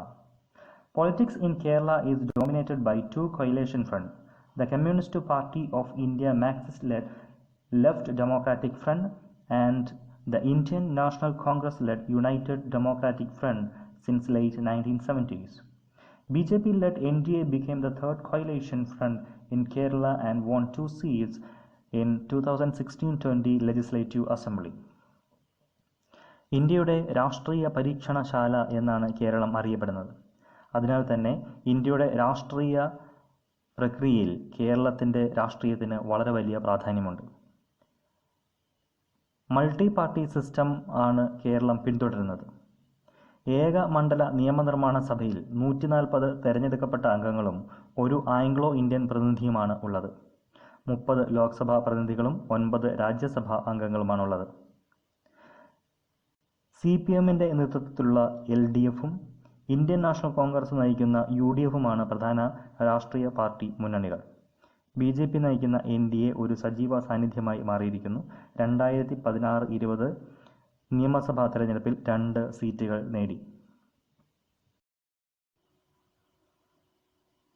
The social thought and behavior of the state in general has a strong inclination towards leftism, and thus the communist parties have strong inroads in Kerala. The Malabar region, particularly Kannur and Palakkad, are considered to heartland of communist parties. The Kollam and Alappuzha district, where trade unions have a very strong presence, are generally inclined towards the left parties, though the UDF have won elections from the constituencies of these districts several times. കേരളത്തിൻ്റെ പൊതുമണ്ഡലത്തിൽ ഒരു ഇടതുപക്ഷ മനോഭാവം പ്രകടമാണ്.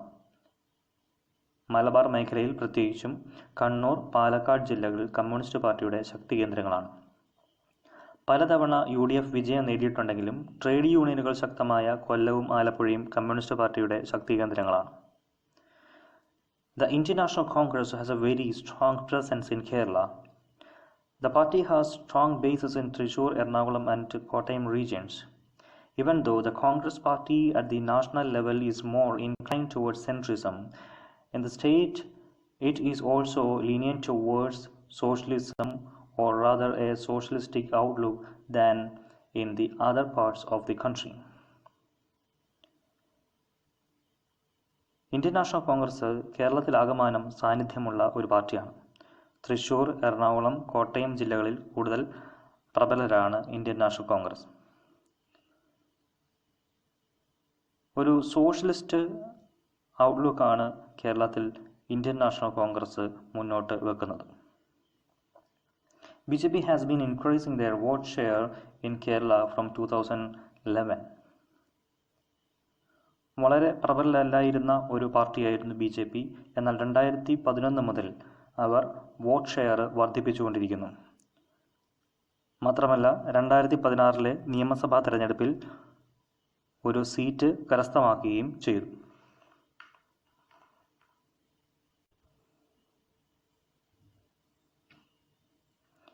Indian Union Muslim League Kerala unit is the only Muslim League unit which declared its allegiance and loyalty to India, hence became a state party in post-independent India. The party has strongholds mostly in Muslim-dominated districts like Malappuram, and they form the second largest party within UDF. Mass population of Muslim in Malappuram supports the Indian Union Muslim League in most of the elections. India Pak വിഭജനത്തിന് ശേഷം ഇന്ത്യയോട് കൂറ് പുലർത്തി നിലനിന്ന Muslim league യൂണിറ്റാണ് Indian Union Muslim league Kerala ഘടകം. Muslim മതവിഭാഗത്തിന് ഭൂരിപക്ഷമുള്ള പ്രദേശമായ മലപ്പുറം ഇന്ത്യൻ യൂണിയൻ മുസ്ലിം ലീഗിൻ്റെ ഒരു ശക്തി കേന്ദ്രമാണ്. UDF മുന്നണിയിലെ രണ്ടാമത്തെ വലിയ പാർട്ടിയായി വളരുന്നതിനും മുസ്ലിം ലീഗിന് സാധിച്ചു. Kerala Congress, which has more than 4 denominations after breaking away from original party, has strong influence among settlement population in hilly regions. The various Kerala Congress denominations are primarily patronized by Syrian Christian community, mostly in central Travancore area like Kottayam, Idukki, Pathanamthitta and Moovattupuzha region. Today, most of Kerala Congress parties are with UDF. കേരളത്തിലെ ഒരു പ്രധാന പ്രാദേശിക പാർട്ടിയാണ് Kerala Congress.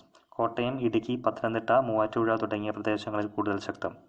1964 KM George രൂപീകരിച്ച party പിന്നീട് പിളർന്ന് പല ഘടകങ്ങളായി. Kerala Congress M, Kerala Congress B, Kerala Congress Jacob വിഭാഗം, Kerala Congress nationalist, Kerala Congress democratic, Kerala Congress Kariya Thomas വിഭാഗം, കേരള കോൺഗ്രസ് തോമസ്, ദെൻ ജനാധിപത്യ Kerala Congress. Kerala Congress M ആണ് സ്റ്റേറ്റ് പാർട്ടിയായി ഇലക്ഷൻ കമ്മീഷൻ അംഗീകരിച്ചിട്ടുള്ളത്. Socialist groups consisting of several small fragmented parties like NCP, SJDS, JDS, Congresses are mainly pro-center left socialist parties having very limited influences in few pocket areas.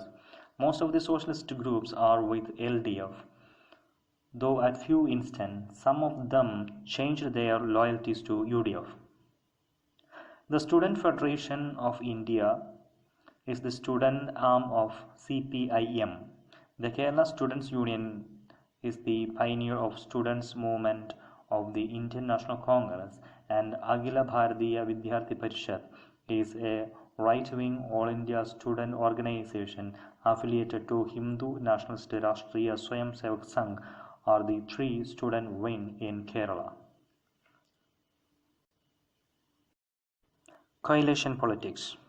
The term coalition, as employed in the political sense, commonly denotes a cooperative arrangement under which two or more political parties united to form government or ministry. അധികാരലബ്ധിക്കായി പാർട്ടികൾ സഹകരണ മനോഭാവത്തോടെ ഒരുമിച്ച് പ്രവർത്തിക്കുന്നതിനാണ് coalition എന്ന് പറയുന്നത്.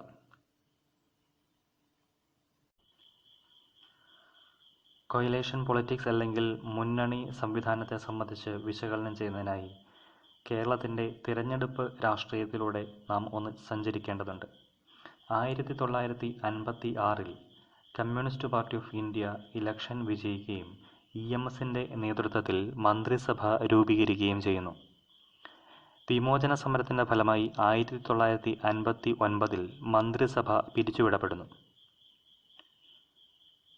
പിന്നീട് election നടക്കുന്നത് 1960 കേരള രാഷ്ട്രീയത്തിലെ കൂട്ടുകക്ഷി മന്ത്രിസഭയുടെ ചരിത്രം ആരംഭിക്കുന്നത് 1960 Congress, Praja socialist party, Muslim league എന്നിവരുടെ കമ്മ്യൂണിസ്റ്റ് ഇതര കൂട്ടുമന്ത്രിസഭ 1960 ഫെബ്രുവരി 22 നിലവിൽ വന്നു. 2 വർഷം മാത്രം ആയുസ്സുണ്ടായിരുന്ന ഈ കൂട്ടുകക്ഷി മന്ത്രിസഭയിൽ ആദ്യം പട്ടം താണുപിള്ളയും പിന്നീട് R ശങ്കറും മുഖ്യമന്ത്രിമാരായി. 1965 ഇലക്ഷൻ നടത്തിയെങ്കിലും ഗവൺമെൻറ് രൂപീകരിക്കാനുള്ള ഭൂരിപക്ഷം ആർക്കും ലഭിക്കാത്തതിനാൽ രാഷ്ട്രപതി ഭരണം നിലവിൽ വന്നു. പിന്നീട് 1967 നടന്ന തെരഞ്ഞെടുപ്പിൽ CPM, CPI, RSP, സംയുക്ത socialist party, Muslim league, Kerala socialist party, കർഷക തൊഴിലാളി പാർട്ടി എന്നിവരടങ്ങുന്ന സപ്തകക്ഷി മുന്നണി അധികാരമേറ്റു. EMS നമ്പൂതിരിപ്പാടായിരുന്നു ചീഫ് മിനിസ്റ്റർ. മുന്നണിയിലെ സ്വരച്ചേർച്ചയില്ലായ്മ കൊണ്ട് 1969 മന്ത്രിസഭ പുറത്തു പോകേണ്ടി വന്നു. 1969 CPI നേതാവ് C. അച്യുതമേനോന്റെ നേതൃത്വത്തിൽ പുതിയ ഗവൺമെൻറ് നിലവിൽ വന്നു.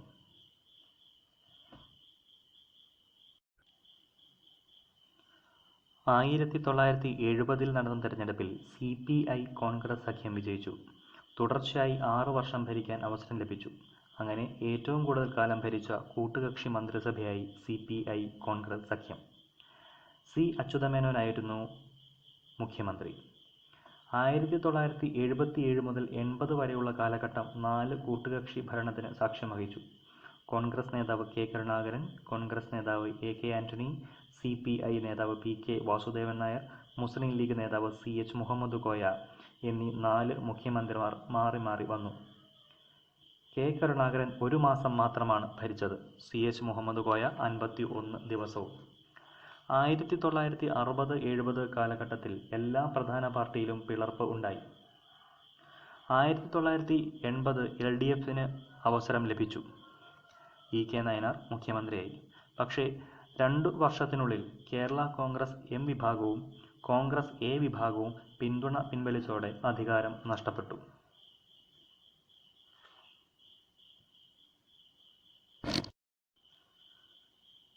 1982 തിരഞ്ഞെടുപ്പ് UDFന് അനുകൂലമായി വിധിയെഴുതി. K. കരുണാകരൻ മുഖ്യമന്ത്രിയായി. ഇന്ത്യൻ നാഷണൽ കോൺഗ്രസ് I വിഭാഗം, ഇന്ത്യൻ നാഷണൽ കോൺഗ്രസ് A വിഭാഗം, മുസ്ലിം ലീഗ്, കേരള കോൺഗ്രസ് മാണി വിഭാഗം, കേരള കോൺഗ്രസ് ജേക്കബ് വിഭാഗം, നാഷണൽ ഡെമോക്രാറ്റിക് പാർട്ടി എന്നിവരായിരുന്നു സഖ്യകക്ഷികൾ. 1987 ഇലക്ഷൻ LDFന് അനുകൂലമായി. കേരള കോൺഗ്രസിൻ്റെയും മുസ്ലിം ലീഗിൻ്റെയും പിന്തുണയില്ലാതെ LDF ആദ്യമായി അധികാരത്തിലെത്തി. 1991 UDF വിജയിച്ചു. K. കരുണാകരൻ മുഖ്യമന്ത്രിയായി. പക്ഷേ മുന്നണിക്കുള്ളിലെ അഭിപ്രായ വ്യത്യാസം മൂലം സ്ഥാനം ഒഴിയുകയും 1995 AK ആന്റണി അധികാരമേൽക്കുകയും ചെയ്തു. 1996 ഇലക്ഷനിൽ 80 സീറ്റുകളോടെ LDF വിജയിക്കുകയും EK നായനാർ മുഖ്യമന്ത്രിയാകുകയും ചെയ്തു. 2001 AK Antony മുഖ്യമന്ത്രിയാവും.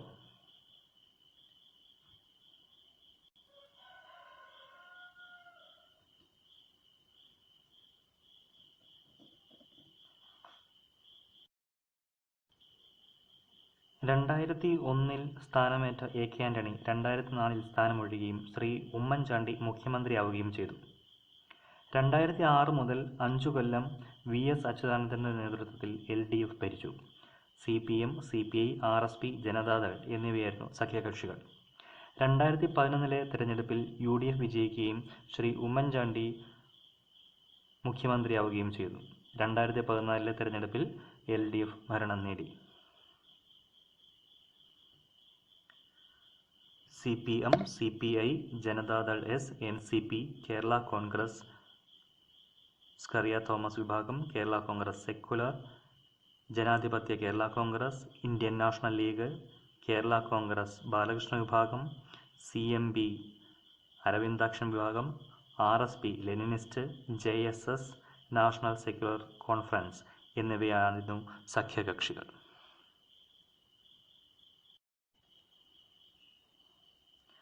Salient features of coalition politics in Kerala.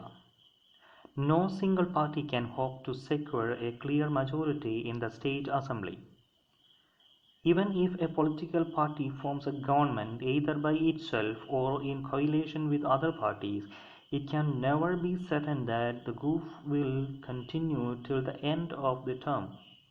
The alignment and realignment among political parties keep on changing before and after every election, be it to the state assembly or to the Lok Sabha. The two major combinations of political parties in Kerala since the 60s are the United Democratic Front UDF under the leadership of Congress and Left Democratic Front LDF under the leadership of Communist Party of India Marxist. In fact, political parties in Kerala other than the Congress and the CPIM align with the UDF or LDF from time to time, and the nature of this alliance determines the power structure in Kerala. ഒരു multi party സിസ്റ്റത്തിൽ ഒറ്റയ്ക്ക് government രൂപീകരിക്കത്തക്ക വിധം ഒരു political പാർട്ടിക്കും ഭൂരിപക്ഷം ലഭിക്കുന്നില്ല. കൂട്ടുകക്ഷി ഭരണം പലപ്പോഴും ഭരണകാലയളവ് തികയ്ക്കാൻ പാർട്ടികൾക്ക് അവസരം നൽകാറില്ല. പ്രധാന പൊളിറ്റിക്കൽ പാർട്ടികൾ ഭൂരിപക്ഷവും കേരളത്തിൽ LDF, UDF മുന്നണികളുടെ കീഴിൽ മത്സരിക്കുന്നു. തെരഞ്ഞെടുപ്പ് രാഷ്ട്രീയം പലപ്പോഴും രണ്ട് മുന്നണികളിലും മാറ്റം വരുത്താറുണ്ട്.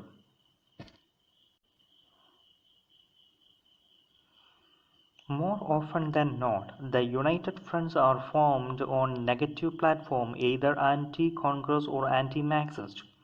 Coalitions are often marriages of convenience to be broken on petty issues. Socio-economic developments are considerably hampered because of political instability. More time is spent on setting the coalition house in order than towards formulating and implementing people's welfare programs. Administration has come to mean division of spoil among the coalition partners. As a result, the state's common problems like unemployment, slow industrialization, and decay of traditional industries like handloom, coir, and cashew remain unattended for most of the time. In the political struggle in Kerala, one finds a strong undercurrent of ideology, but in coalition ministries, this is conspicuous by its absence. Political expediency has gained acceptance over all other considerations. രാഷ്ട്രീയ ആശയവ്യത്യാസത്തിനപ്പുറം seat പങ്കുവയ്ക്കലുമായി ബന്ധപ്പെട്ട വിലപേശൽ രാഷ്ട്രീയമാണ് മുന്നണിയെ പിളർത്തുന്നതും വളർത്തുന്നതും. മുന്നണി രാഷ്ട്രീയം ഗവൺമെന്റിന്റെ അസ്ഥിരതയ്ക്ക് കാരണമാകുന്നു. ഇത് സാമൂഹിക സാമ്പത്തിക പുരോഗതിയെ ദോഷകരമായി ബാധിക്കുകയും ചെയ്യുന്നു. അധികാര രാഷ്ട്രീയത്തിൽ ആദർശ രാഷ്ട്രീയം പ്രസക്തമല്ലാതാവുകയും ചെയ്യുന്നു.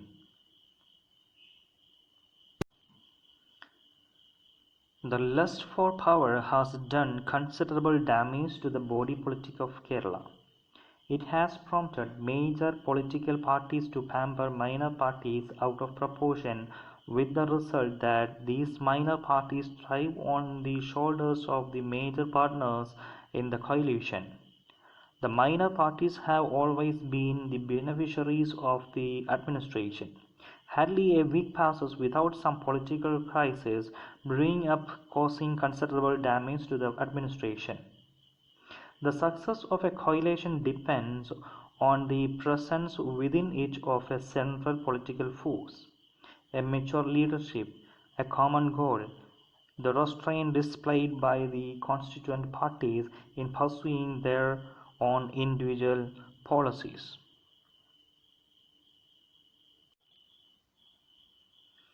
അധികാര രാഷ്ട്രീയം സംസ്ഥാനത്തിൻ്റെ രാഷ്ട്രീയ സംവിധാനങ്ങളെ ദോഷകരമായി ബാധിച്ചിരിക്കുന്നു. ചെറുപാർട്ടികൾ മുന്നണിയിലെ നേതൃനിര പാർട്ടികളെ സ്വാധീനിക്കുന്നതിലൂടെയും നിയന്ത്രിക്കുന്നതിലൂടെയും മുന്നണിയുടെ നിലനിൽപ്പിനെയും ആ മുന്നണി രൂപീകരിച്ച ഗവൺമെന്റിന്റെ നിലനിൽപ്പിനെയും ദോഷകരമായി ബാധിക്കുന്നു. ശക്തമായ നേതൃത്വം, പൊതുലക്ഷ്യം തുടങ്ങിയവയാണ് കൂട്ടുകക്ഷി സംവിധാനത്തിന്റെ വിജയത്തിന് അനിവാര്യം.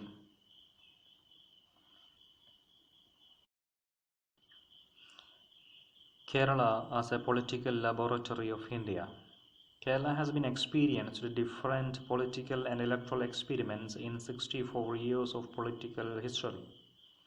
ഇന്ത്യയുടെ രാഷ്ട്രീയ പരീക്ഷണശാല എന്നാണ് കേരളം അറിയപ്പെടുന്നത്. പലതരത്തിലുള്ള രാഷ്ട്രീയ തെരഞ്ഞെടുപ്പ് പരീക്ഷണങ്ങളിലൂടെ കേരളം കടന്നുപോയി. അവയിൽ ചിലത് താഴെ സൂചിപ്പിച്ചിരിക്കുന്നു. First, democratically elected communist ministry, land reform bill and educational bill, liberation struggle, implementation of presidential rule, coalition politics, factional politics, leader-oriented political parties and splits, caste and communal politics, human rights violations, especially during emergency, defection and application of anti-defection law, new social movements.